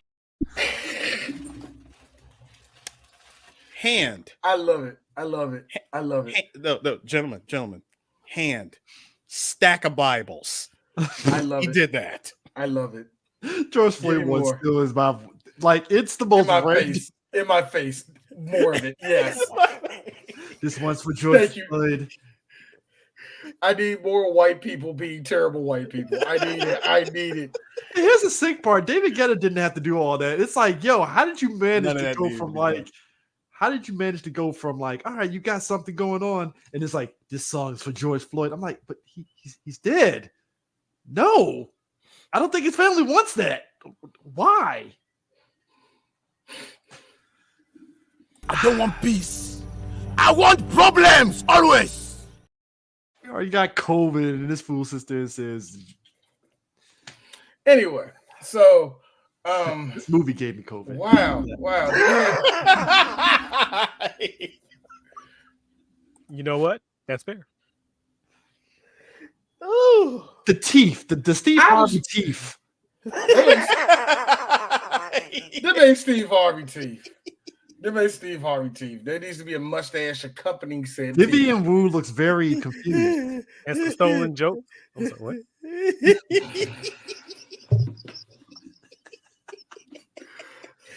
what? Chris, could be worse. Could be a whole lot worse. Just saying. I'll put up the other one and just expect me not to talk about that. No, I'm saying could be worse. I love the facial expressions of all of them. But just look at that. Mikey's face when Trump got elected in 2016. And don't you love how they kept like zooming in to show them shits? Yes. Like somebody that worked there was like, hey, I love the face that Leonardo was making. You know, surprise finger up the butthole look. I love it. Raph has, I leave the stove on low. Actually, Raph look like a nigga. Hey, yo, what going on over there? No, I know what Raph is. God, I hate to do this because I'm a Raph fan. Raph's face when he found out Trump lost. Nah. Look, this is coming from a Raph fan. No. Raph. Hey, yo, what the fuck? Look, this is coming from a Raph fan. Raph voted for Trump not knowing the consequences. You remember those people that were super bold about it? I voted for Trump. We need a new guy in there. We cut to the fucking rooftop of the first movie where he's kata in the air and shit. No, Chris. The problems that white men go through. You're Chris. A turtle. You're a turtle. No, Chris. Raph on the rooftop looking over the city. The foot soldiers behind him was all the Hillary voters. Coming to whoop your ass. Nah. It's the January 6th, folks. Because he's gonna betray them. Like I was promised this. First of all, that wouldn't happen. I don't think Storm is going to be the right move. No, this is treason. No, first of all, that wouldn't even happen. That wouldn't happen because they would have never made it to the door because he would have donned his alter ego wannabe New York Batman costume. The was it Night Stalker or whatever. The night whatchamacallit. Instead of old girl getting shot in the chest, she gets a side to the chest. Yeah, because like I said, he would have put on the gear and he would have rolled up to the Capitol and he would have proceeded to whoop everybody's ass. What are you talking about? Look, why are we doing any of this? The day before it would have happened, he's about to go there. Raphael, come here. I heard that you are going down to the Capitol. Read this in front of you. I don't want to read a message, Splinter. Read it, my son. The autobiography of Malcolm X. I need you to read the first chapter and tell me if racism and hate is what is in your heart. Hey. 15 minutes later, from tears, I kept reading. Cut to the Capitol. Rat King is up there. Oh, Rat King's there. Rat King has been waiting for this day. Rat King was there. No, hey Chris, Rat King was there with your old boy from Monster Hunter. Rat King was there. 2 Utrons dressed up as a motherfucker. Sir, his name is Vegan Monster Hunter. Okay, Vegan Monster Hunter. Prayers down for that guy. Oh my God. Oh God! I'm sorry, I'm sorry, bro. When his mom was like, "My son can't survive in jail. He's a pescatarian. He can't survive." Pescatarian. He can't go to jail. He should have thought of that ass before he went up there trying to sniff AOC's chair. You should have thought about that. You should have thought of that before he decided to play Skyrim in real life. Should have thought of that. Should have done that shit before he saw his girl fly back when my man got her center mass. Now he's about to be a meat lover in jail. Hey. The circle of life continues. Hey, yo, Trump fan. Hey, yo, Trump fans. Hey, yo, MAGA voters and Trump fans. What's up, baby? Talk that shit now. I'm sorry, that had to be the funniest shit ever. My son won't survive. He's a vegan. I'm like, no, he wasn't. No, he wasn't. No, he wasn't. Wait, stop. Wait. No, I was just gonna ask which Baxter Stockman.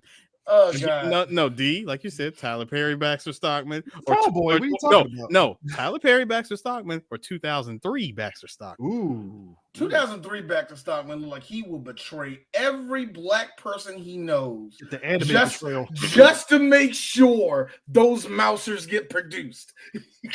You know what? I'm gonna go ahead and put it out there before you even start the first round of Among Us.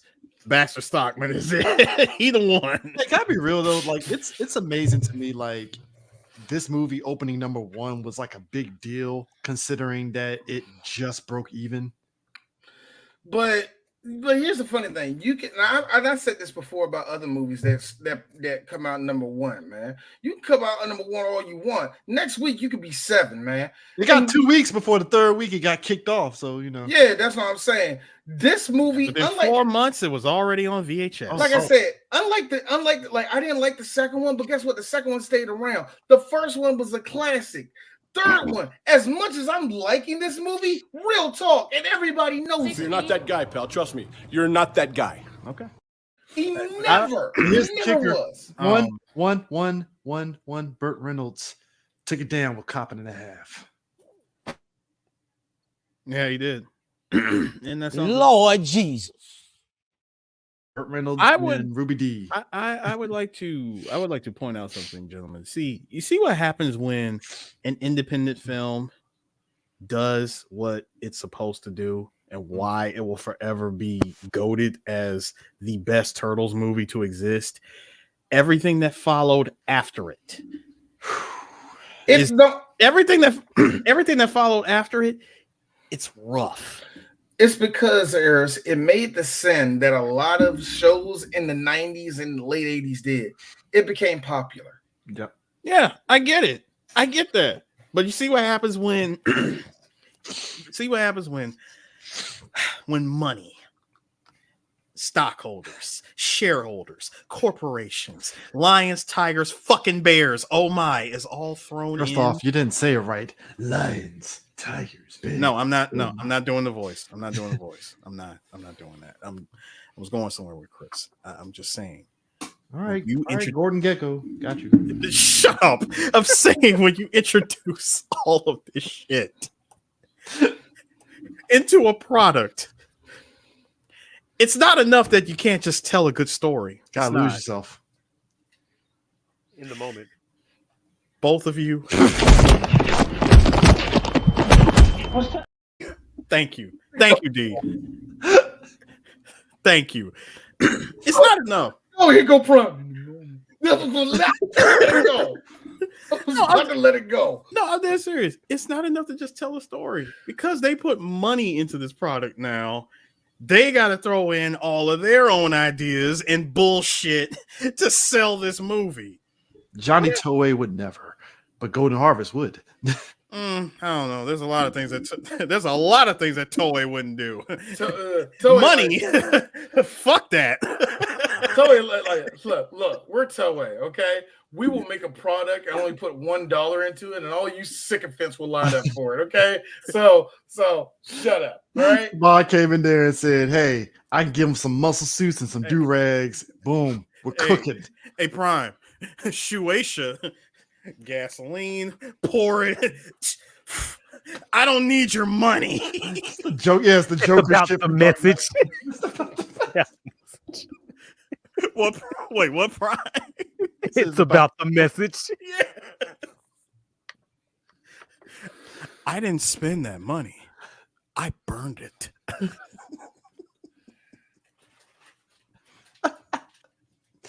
Well, that was the message Golden Harvest was sending when they made this movie because they were like, "Yeah, we're just gonna burn money." You know what? I feel bad for. copious amount of coke was done for $21 million. That's all I'm saying. You know who I feel bad for?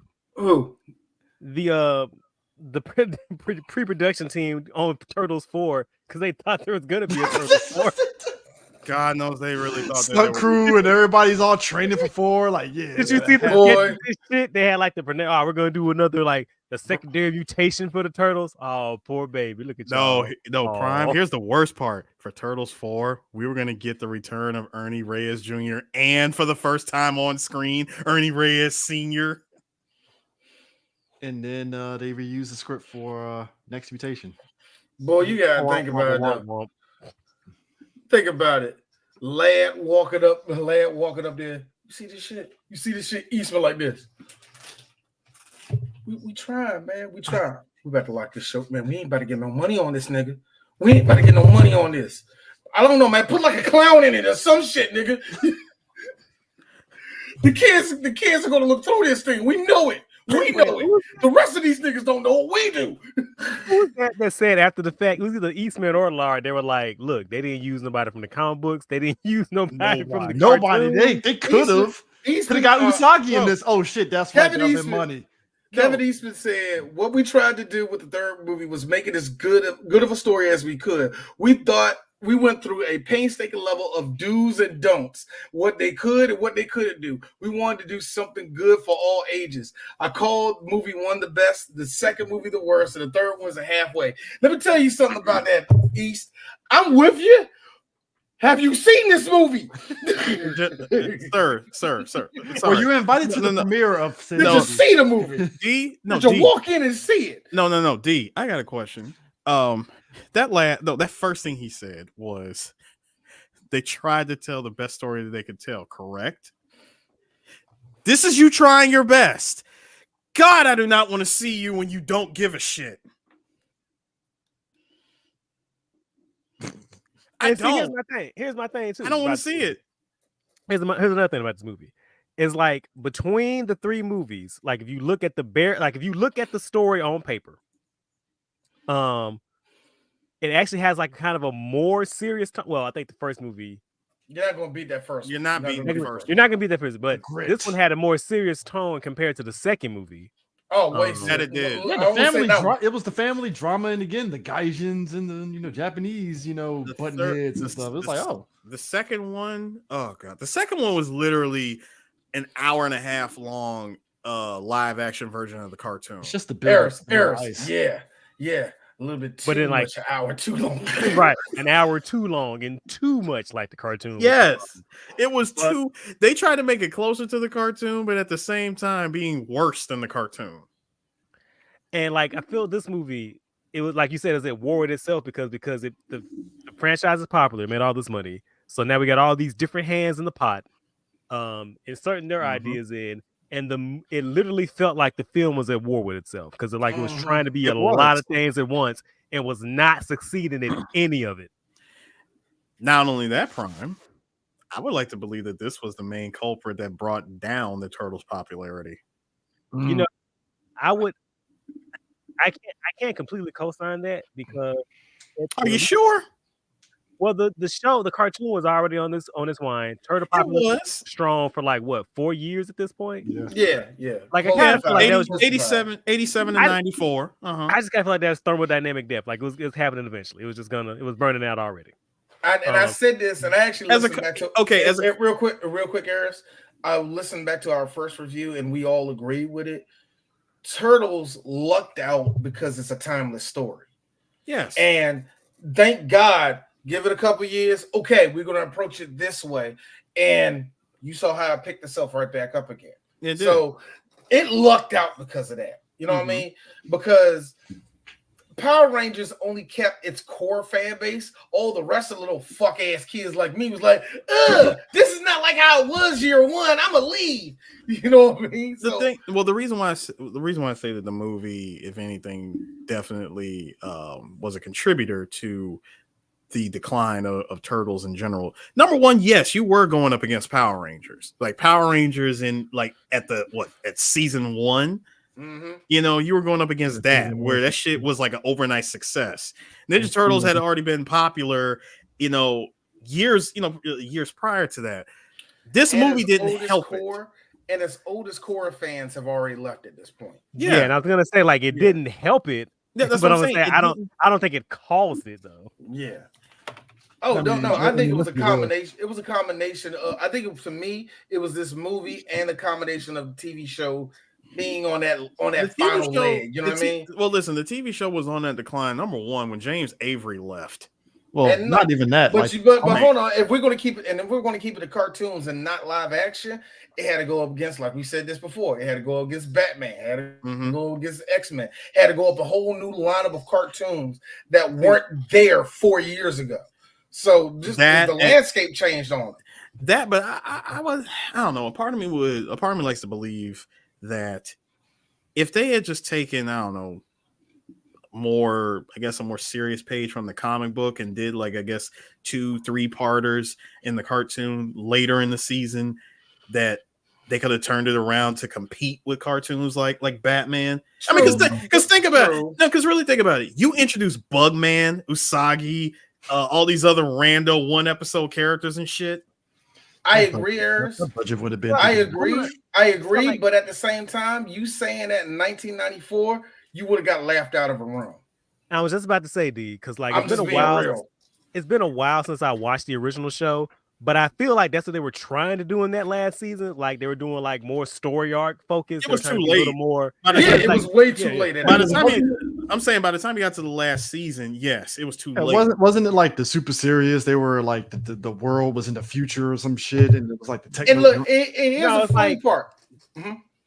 No, I'm gonna say it's been a long time since I watched the original show. I got it on my shelf now, and I'm thinking about doing a rewatch because I just rewatched the 03 series. But if I remember right, that last season was it didn't have Shredder or Krang. It had that alien dude, and it had a running theme about racism and right. When they tried Gargoyles last season. Yeah, when they kind of sort of. When they tried to make that's another one. Chris Gargoyle showed up too. No, when they tried to make the last season relatable to real life, and they brought in that racially ambiguous dude. What was his name?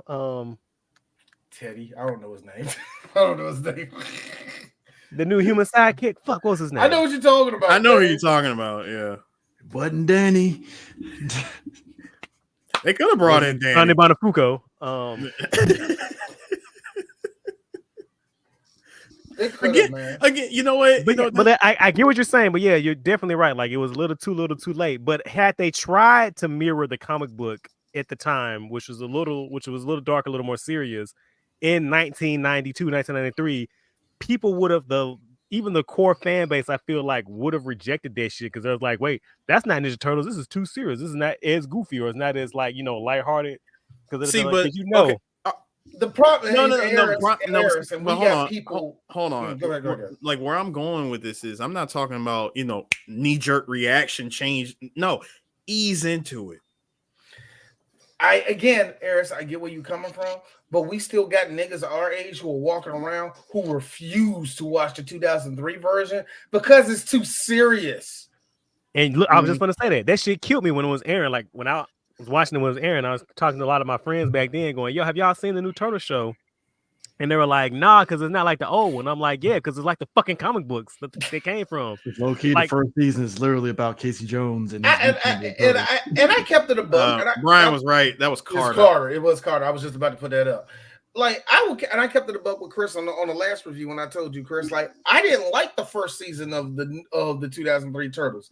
Season 2 to the end. Yeah, that's the first season was literally it was structured around Casey Jones so much. Look, actually, I remember when they killed Strutter at the end of season 1, and that's what stuck me. I was like, okay, I'm gonna watch the rest of this shit. You know what I mean? All right, this is Jackie Chan Adventures is working for me right now. So let's. I always knew what got me every time I watched the 2003 cartoon. Every time Shredder showed up, you always heard yo. It was the most. I swear to God, ever. This movie. I'm an easy ass mark. What got me on the 03 series was the first episode when they did the homage to the opening narration from the first comic book. Yeah. I'm sold. I mean, let's go. Whatever you're gonna do, Whatever y'all about to show me, let's go.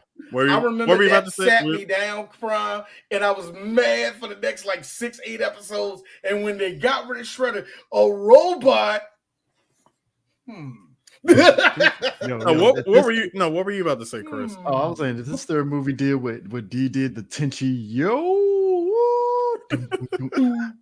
I would have been like, man, y'all hit the trifecta. Y'all hit the trifecta on all the Asian stereotypes in this film. Hold on. The movie. Get the blocks, No. The movie equivalent of that would have just been very simply Gong. The Gong Harris sound. is actually right, because remember, white people didn't know that Japanese, Chinese, Korean, and Vietnamese were different races. So the way you put them all in one thing, boing. It just has to be giant. It has to be the giant gong sound. To be fair, they didn't mention dragons, so I think we're okay. It's 3 out of 4, right? This nigga got the right idea. If the fucking village dragons, kung fu, chopsticks. Can you imagine if the village of the insurgents all of a sudden it was like, yeah, you just came upon the village, they're celebrating the pre-insurgents party, and it's like dragons, jack-o'-lanterns, and shit. Woo! Are you talking about them? If this shit came out last year, Japanese culture, man. If this shit had came out last year, Walker would have fell into that fucking ocean and emerged as a fucking CGI dragon. And I'm fucking right. Don't laugh. I'm fucking right. I'm not telling a joke. I'm being dead ass serious. Look, the bird would have glowed or something. No. I'm saying it would have shine to the air, little beam come down. Look, motherfucker. No, Prime. Come on now. Come on. You got to sell it. You got to really sell it. He wouldn't just be any dragon. He would be a flaming dragon. It's like the shit from it's like the shit from Black Adam when my man got fucking electrocuted by Black Adam, but it was like, but he had the crown on. And he just turned into a fucking demon. I'm like, wait a minute, whoa. Hey, Chris. I just thought of something badass that this movie would have did. They go down to where Walker fell at. You see the busted canary cage and everything, and you see his body. Why is his body a robot? And he was an Ultron. It was like, he was a yo. If I would have seen that in 1992, Dad! My dad like, oh God, they're making another one. No, my dad was cool with Ninja Turtles, but my dad was like, oh shit, there's another one.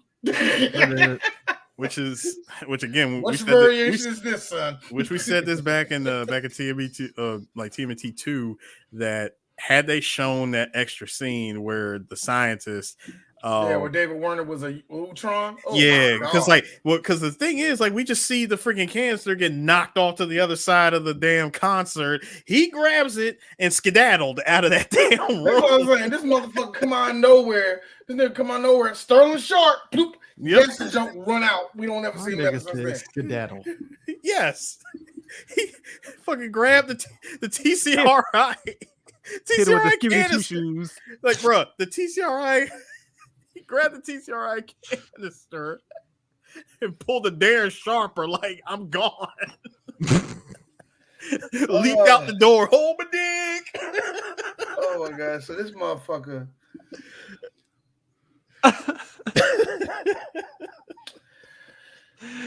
Shredder over here looking like Drew Brees. Like, oh, that's easy. As much as I love this movie, as much as I love the fact that I have a new love for the movie, right here, that's where it touched me at.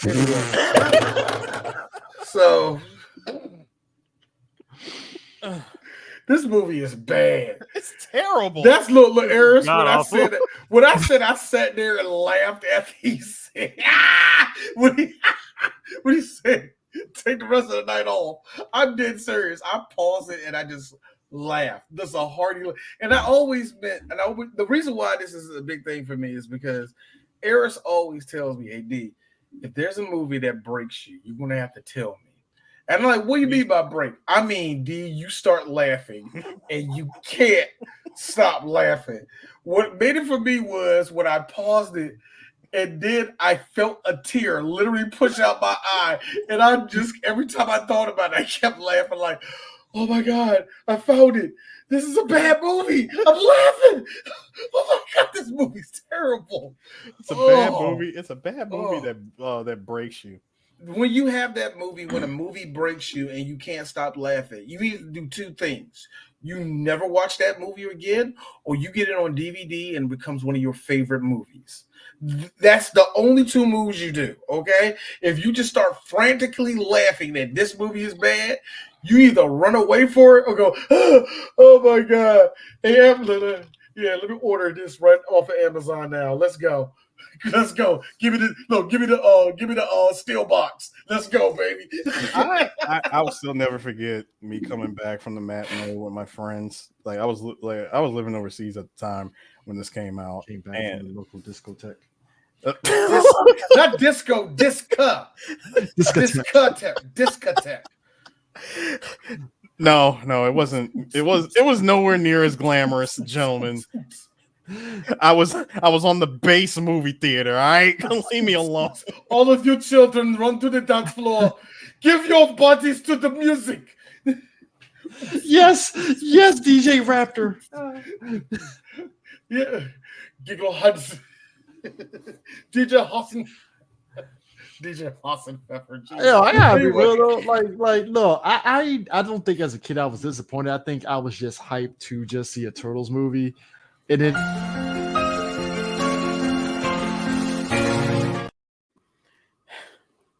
stop showing that damn clip. I was trying to tell you, gentlemen, that when I left the theater with my friends, seeing this, disappointed.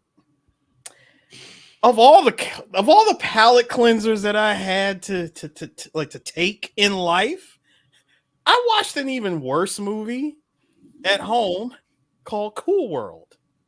Oh my God, Cool World is you know what? I'd watch Cool World twice before I watch this movie again. Prime, exactly. You want to know why? The banging ass soundtrack. I said it. Fuck you. This is D calling for death. Please! Please! No!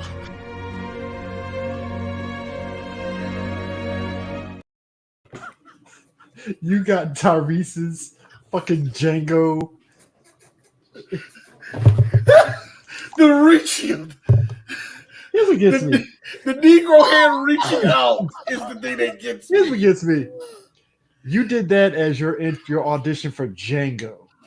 This is the reason why, D. Look, I love Cat Williams. This is why I don't believe her. Cat, you ain't did none of that shit. They ain't offer you a dime for that movie. You don't shut with that damn lie. See, no, that's what happens when you have a person that's interviewing that ain't regulating and calling bullshit on the story. It's like, yo, Cat, I know you joking. Hey, look, man, it's funny. We ain't never call you for that. You know Tarantino don't like short black people. You already know that. Also, you can just take the short off of there, right? No. Whoa. Time out, sir. No, gentlemen. Hey, he likes himself a good nigger, okay? Sir. Cat Williams had a good foot. Had a good foot too. That's what I said. Cat Williams didn't show feet. That's why he didn't get the part, all right? Oh, you want me to take my shoes off? I already heard about the perverted shit that you do, white man. And now, Pepper do a lot of things now. I do a lot of things. You can get Tiffany Haddish to do that, but you're not going to get me to do it. No. I decline. You like this. You can get Chris Tucker. Chris Tucker. I didn't get called for this movie. Why are you pointing me out? Yes, I did Jackie Brown. I got shot in the face. It's crazy. Was he in Jackie Brown? He was in Jackie Brown. Got thrown in the trunk. I totally forgot about that. Nigga Sam Jackson did his Sam Jackson shit and conned him to get into a damn trunk of a car, and he just shot his face. Like, well, grand opening Greg Lozen. And look, and then Quentin Tarantino wrote the word nigger in there 15 more times. This racism is killing me inside. You know, Beaumont ain't gonna do 10 years in jail. Oh, it's a case of him or me. One sip. I love it. You seem to be very comfortable with that word, and yet somehow that's very like you. you are very comfortable at what they like. You being comfortable with that word is becoming of you. Quite becoming of you. Quite becoming of you. I love how Cat Williams talked like a gay man, but you don't dare call him gay. I love it. Watch he be in the next season of Pose. Dog, if that dude hears us, see, Hollywood got him. You know what though? Cheek, two cheeks. See, they got him. You know what? Cat Williams would have told Kid Me, "You have an unnatural allegiance to losers. That's not like you." I'm using that on everybody I know now. You know that, right? That's him telling 10-year-old me, "Why did you watch this movie?" Exactly. Let me tell you something. It's that's the turtle. That's the turtle fan in me telling him. I'm telling you something. Kid Me, you know what got me? You know what hooked me? Hey Leo, high kick. Whoosh. I know. No, I thought it was I thought it was Leo just full showing off, riding a horse, standing on top of it. Adios, amigos. I like how he did that, and the animatronics didn't move his neck, so he was like stiff as hell. It's Batman 89. Right. And I was with Donnie. I was with Donnie on that one. You know what? Sometimes I really hate that guy. Yeah, I mean, he's Leo. He's a leader. He does whatever he wants. You know, he was probably pop locking during the Vanilla Ice concert. Oh, let me get this one line off. Kurt Russell, eat your heart out. God, be real. I laughed at that joke. I was like, ha, backdraft. I remember that movie. Seriously, the underrated I'm one. old. The one 40. For me, the one that makes me old is the one where, hey, look, it's Wayne Newton. That makes me feel old because I actually laugh at that joke because it's actually well timed. Have you had your pills today? Have you taken your omega acids? I don't know, man. Shut the fuck up. Hey, you know I'm scared of that word, Prime. Omega acids and prostate. Those are the two words that scare me. Hey, prayers down for Prince Charles and his big prostate. Hey, Prime. Question. Could have happened to a better person, in my opinion. Hey, you know, hey, Prime. So this question goes to you, sir, because you and I, we both agree that this is a terrible film. Did you? We're French now? No. I'm just directing this towards Prime. I would like to know, did you feel the exact same way that I felt when this movie dared? I repeat, dared to make you have an emotion at the following line that was uttered. But I want to stay here with you. You will always be here, Michelangelo. Just not in my bed, bitch. Get the fuck out. Here's my thing. Here's my thing. Perfection. Here's my thing.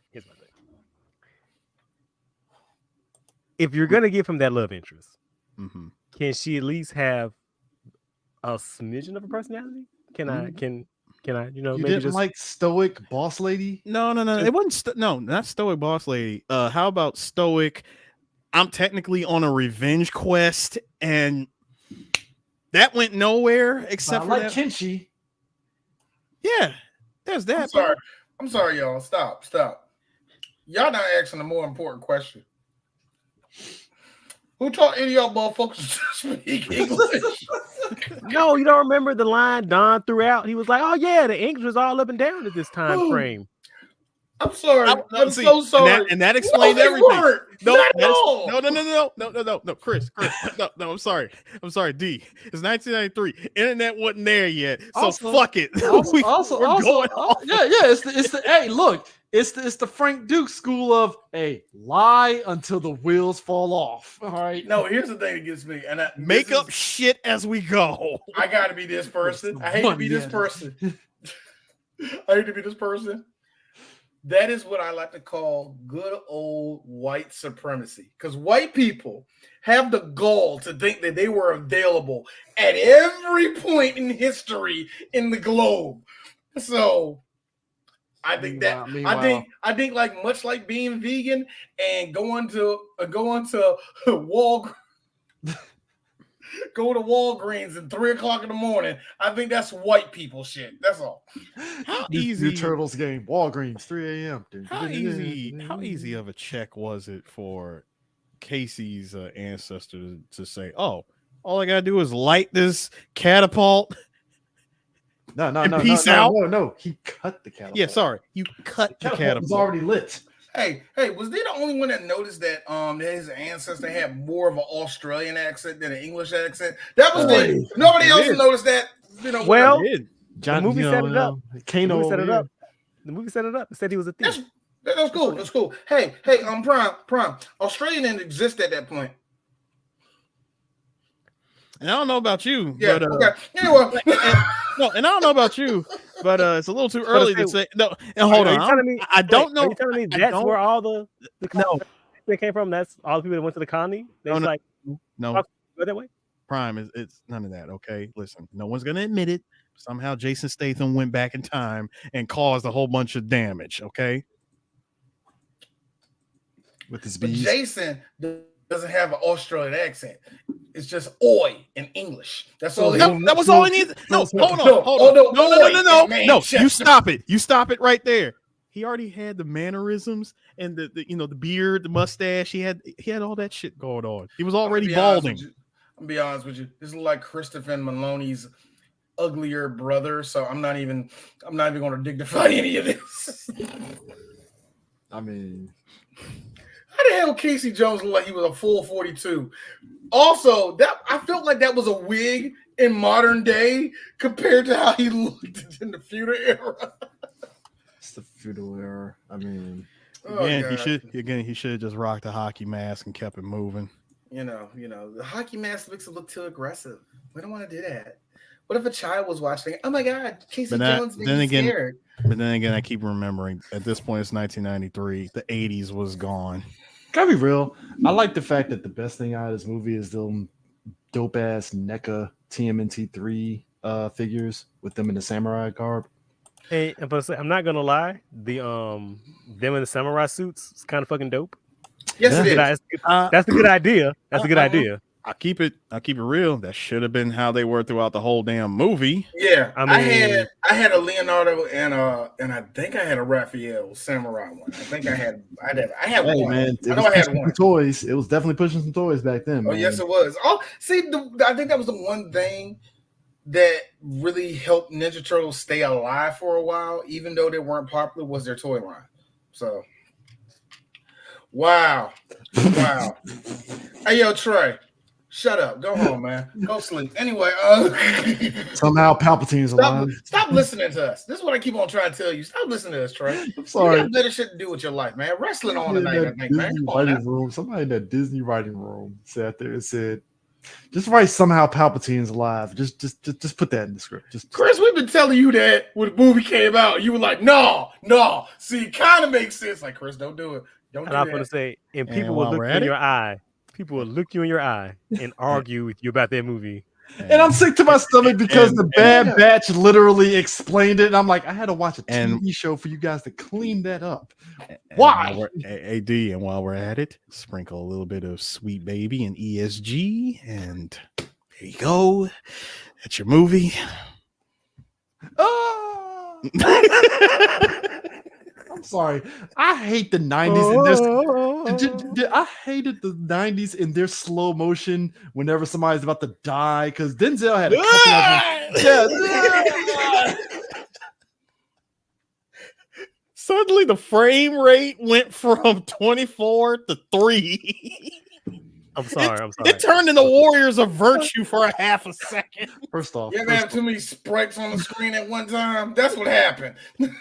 Warriors of Virtue, that's a Zack Snyder wet dream of a fucking movie. I swear to God, I was thinking about that. I was like, that was a goofy ass movie. It was definitely indicative of the 90s. Wow. Don't do that. He'll just make it CGI and make it way worse. Very true. It's just it'll be kangaroos on steroids that can do ninja moves. Oh, yes. They all look like our boy Gary. Harris. Yeah. With a cameo. Hold on, with a cameo of Roger and Roger Jr. Hey, Chris. Boxing gloves and all. Hey, Chris, you make a good sense. Meanwhile, the street sharks looking at all this happening for them. Congratulations! Oh my God. Street Sharks is Street Sharks has never seen the light of day on a live action. Want to say, hold on. I will put money on Street Sharks. It's extreme dinosaurs. You need to be looking out for. Check on them niggas. Are they all right? Biker Mice from Mars, y'all good? Biker Mice from Mars looking at this shit. How you doing, little Tony? Bad? Why do you feel bad? Because everything's falling apart and I can't do anything about it? It's not your fault. I know it's not my fault, but whose fault is it if it's not my fault? It's their fault. That's right, it's their fault. It's their fault. It's their fault. And that's why we never got a Biker Mice from Mars movie. Look. All I'm saying is, if I hit the mega billions, if you hear about a Street Shark movie happening, you already know who did it. Hey, look. Hey, Chris, you and me will be right beside. I will fly Prime into the meetings. Look. All four of us will be there with super in shape up here, but somehow Pop Belly right here. Vin Diesel, like, we about to make this movie. It's got the fun. Which shark do you make Vin Diesel? Because he has to be a part of it. That's the only way. All of them. No, and then the best part is because each and every one is a variation of Vin Diesel. No, gentlemen. And then after we pitch it, because it's Hollywood, you got to have the backup. Here you are, gentlemen. It's the script for the crossover with the SWAT Cats. I like all this. I like look, Mrs. Like, how you like this, Mr. Silver? One quick. I see you enjoyed that. Yes, I made sure to lace the script with coke. Can we get Michael Bay for the Hold on. Hey, Eris, I say this as a person that know you. This is terrible shit. Get these niggers out of here. Get them out. Get them all out. Hey, what happened? What happened? What'd you get? Here, look, Eris, what you do? I just asked for regular look, I asked for crack. Am I really that transparent? No, Eris, I got a feeling that because I say this because everybody, a drug dealer is going to either short you out on something or something like that. I just got a feeling because none of us has experience in cocaine. You find a guy, he'll like, I'm about to get his nigga sugar. here's you, Eris. Look, cocaine sparkles when you put in oh my God, this is sugar. I'm so sorry, guys. We ruined this. I ruined this. My bad. My bad. Gladly take a Michael Bay produced and made SWAT Cats movie. Thank you very much. I think. Look. I don't think. You're saying that because of ambulance, Chris. Don't lie. I am saying it because of ambulance. You imagine. I think we're past SWAT Cats or anything else like that having a major movie. Really, I think if anything, this sounds stupid. I think Biker Mice from Mars and Battletoads are probably the best ones to do for kids nowadays. But Battletoads, it'll be CG like the. Here's the thing. Here's the thing. Battletoads Double Dragon. It'll be violent. Too violent. Look. Benny and Jimmy is not going to be here. All right, they'll be there. Here's the thing, though. If you're going to do something like that, you're going to have to fight giant rats on the fucking wing in space. Okay, you're going to have to sell that to to people like us. You're going to have to sell that to 20 and 30-year-olds. You're going to have to sell that to the same crowd you're selling the new He-Man movie to. You can't sell this shit to kids. Nah. You're not going to be able to. Ninja Turtles. Oh, you can still sell that to children. Well, I mean, Battletoads, nigga, are you serious? That's something that Biker Mice from Mars? What? But that's the thing that we've always talked about. It's like every iteration of Turtles, live action or whatever, there's a kid that loves it. We could talk shit about the Bay fucking Turtles movies all we want to. There's some little kids that ate those fucking movies up. Exactly. There are a bunch of kids that grew up off the TMNT one that came out in 07. That like you have that. Even if I can't. Because all the second-rate wannabe Ninja Turtle shows that we had, or Ninja Turtle standards that we had, were there. They didn't last for a reason because they sucked. Because they actually sucked at the end of the day. They crossed over Extreme Dinosaurs and Street Sharks just to boost both properties up. And also, Prime, fuck you for mentioning Extreme Dinosaurs. Every kid that watched that in my class like played with their butt. Like they did nasty shit. They were the kids that put chocolate milk in their peas and eat it. Those kids, you know what I mean? So, but I ate that crossover up. That's the crazy part. That's I never liked Extreme Dinosaurs, man. I hated Extreme Dinosaurs. At least me personally, man. But then again, I was a kid that watched the Terrible Thunder Lizards and thought that was the coolest thing in the world. So I can't. Terrible Thunder Lizards is shit. First of all, Terrible Thunder Lizards, that theme song, badass, slaps. Yes. Yeah. So there's the difference right there. But Prime, thanks for joining us today. Yep. Always happy to be here. It's always great. D, what do we have on the docket? Next week we're going back to some classic anime. We're doing Cowboy Bebop. Not the live action one. Why would I say the live action one, Chris? I said anime. No. Did I say struggling live action show? No. First of all, you don't refer to it as live action. I make sure to put that perfect name in front of it if we ever have to address it. Cowboy Bebop, the Netflix edition. The Netflix. See the difference with us doing Cowboy Bebop though, going back to the anime, where it's like it's the 4K remastered 3BG version of Cowboy Bebop because we're revisiting. It is the scenes that were way too dark. No, the scenes that were way too dark. We brighten it up a little bit. I gotta say, that is the greatest thing. Can I select different T-shirts for y'all now? Is that how that works?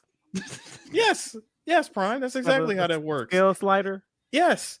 Vicious. By the way, Vicious's bird doesn't sound badass anymore. He sounds like somebody just choked the shit out of him for 12 years. That's the bird sound. No, I'm dead. No, I'm dead serious. I'm dead serious, gentlemen. Like anyone who's ever watched the old Cowboy Bebop when it first appeared back in like 01 on Cartoon Network. You ever heard his bird back then? And then hear it when the remix DVDs came out and the Blu-rays and the 4Ks came out. They changed it. I didn't know, so I didn't see it. I wouldn't know that one. To be honest with you. But I say let's go back to Cowboy Bebop because this is something I announced this year. We're going to be doing a bunch of anime this year. We're going to be going to some ones that and some new. We're going to be probably revisiting one other one we did before, but I haven't made a decision on that. Kev on stage, we're coming for you, nigga. Have fun. You know what, Chris? Let me be real. I think now is the time for me to say this. There is a bit of insecurity I do have with that. I will admit that. It only comes from the fact of like, wow, dog. So you circle to anime because you have nothing else to do you? I wear that little anime. I watched anime since 1994.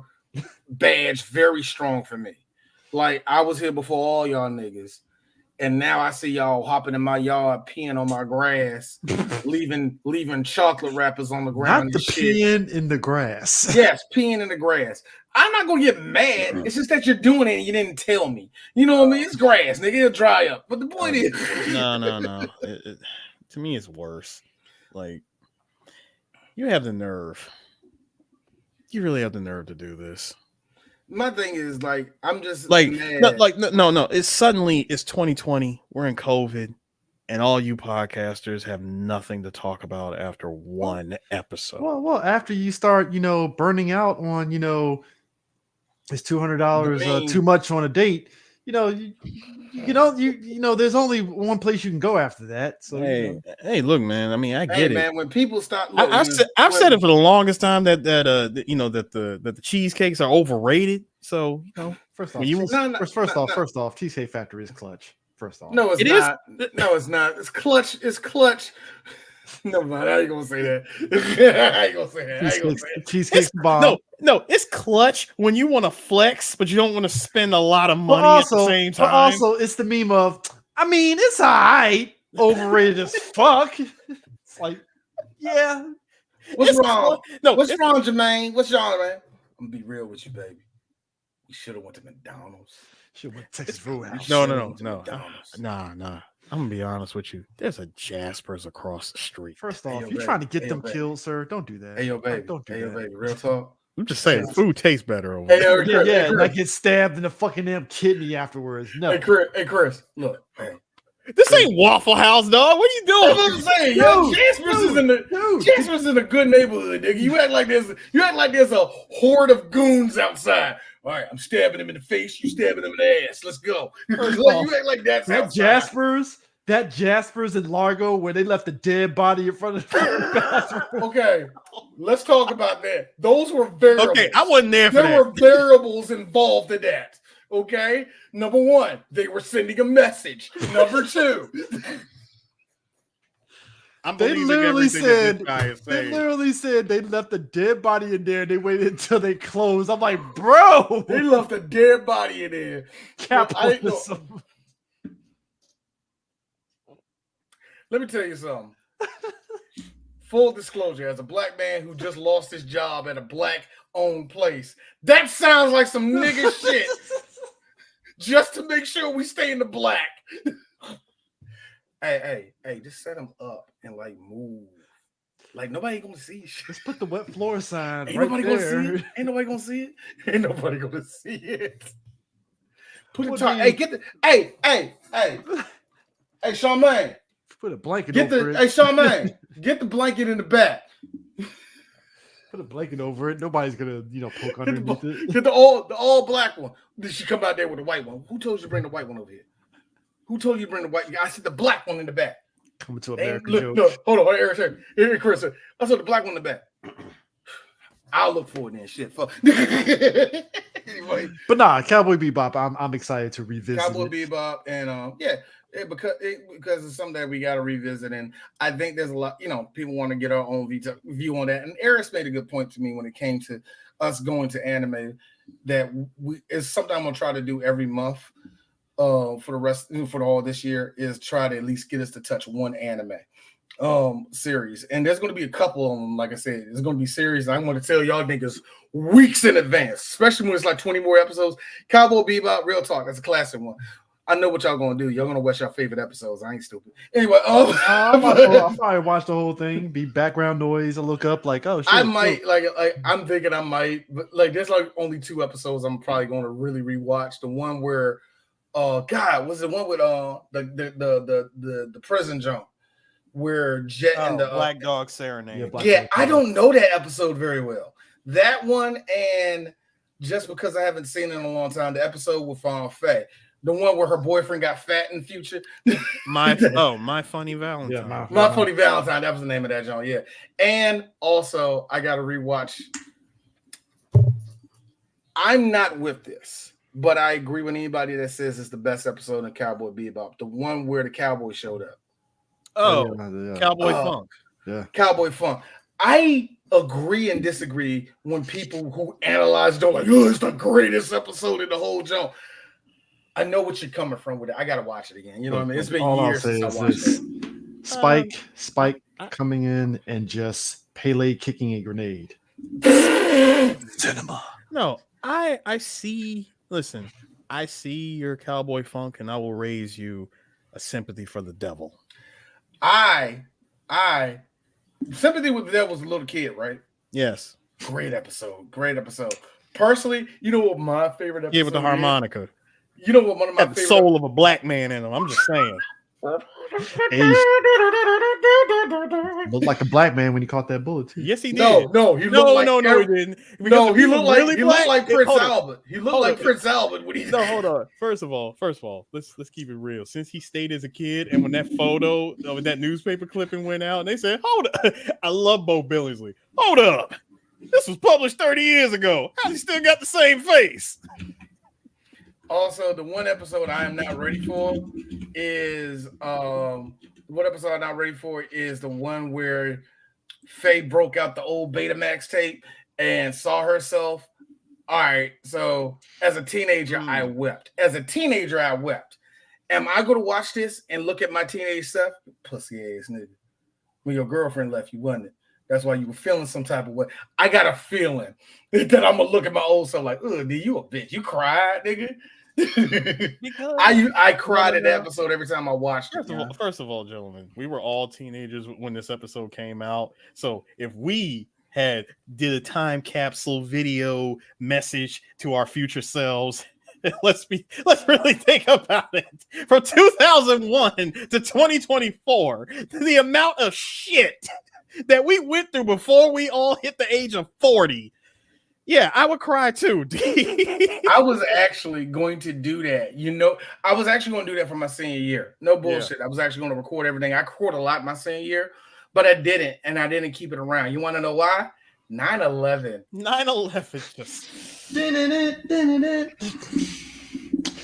But I couldn't do the white people thing where it's like, you know what, D, you're gonna grow up one day and you're gonna miss this. I didn't get to do that shit. Bro, niggas don't. Look, black men don't get to live by those rules, yeah. 9/11 just. No, sorry. The 9/11 after, like the night of 9/11, it was like Constantine just walked up to all of us. We all got the shit kicked out of us. And whoever the fastest nigga was on our group, he looked at them and said, "You know what to do, son. Clear the board." Well, 9/11. No. We already made the memes for that, Eris. You know what to do, Barry.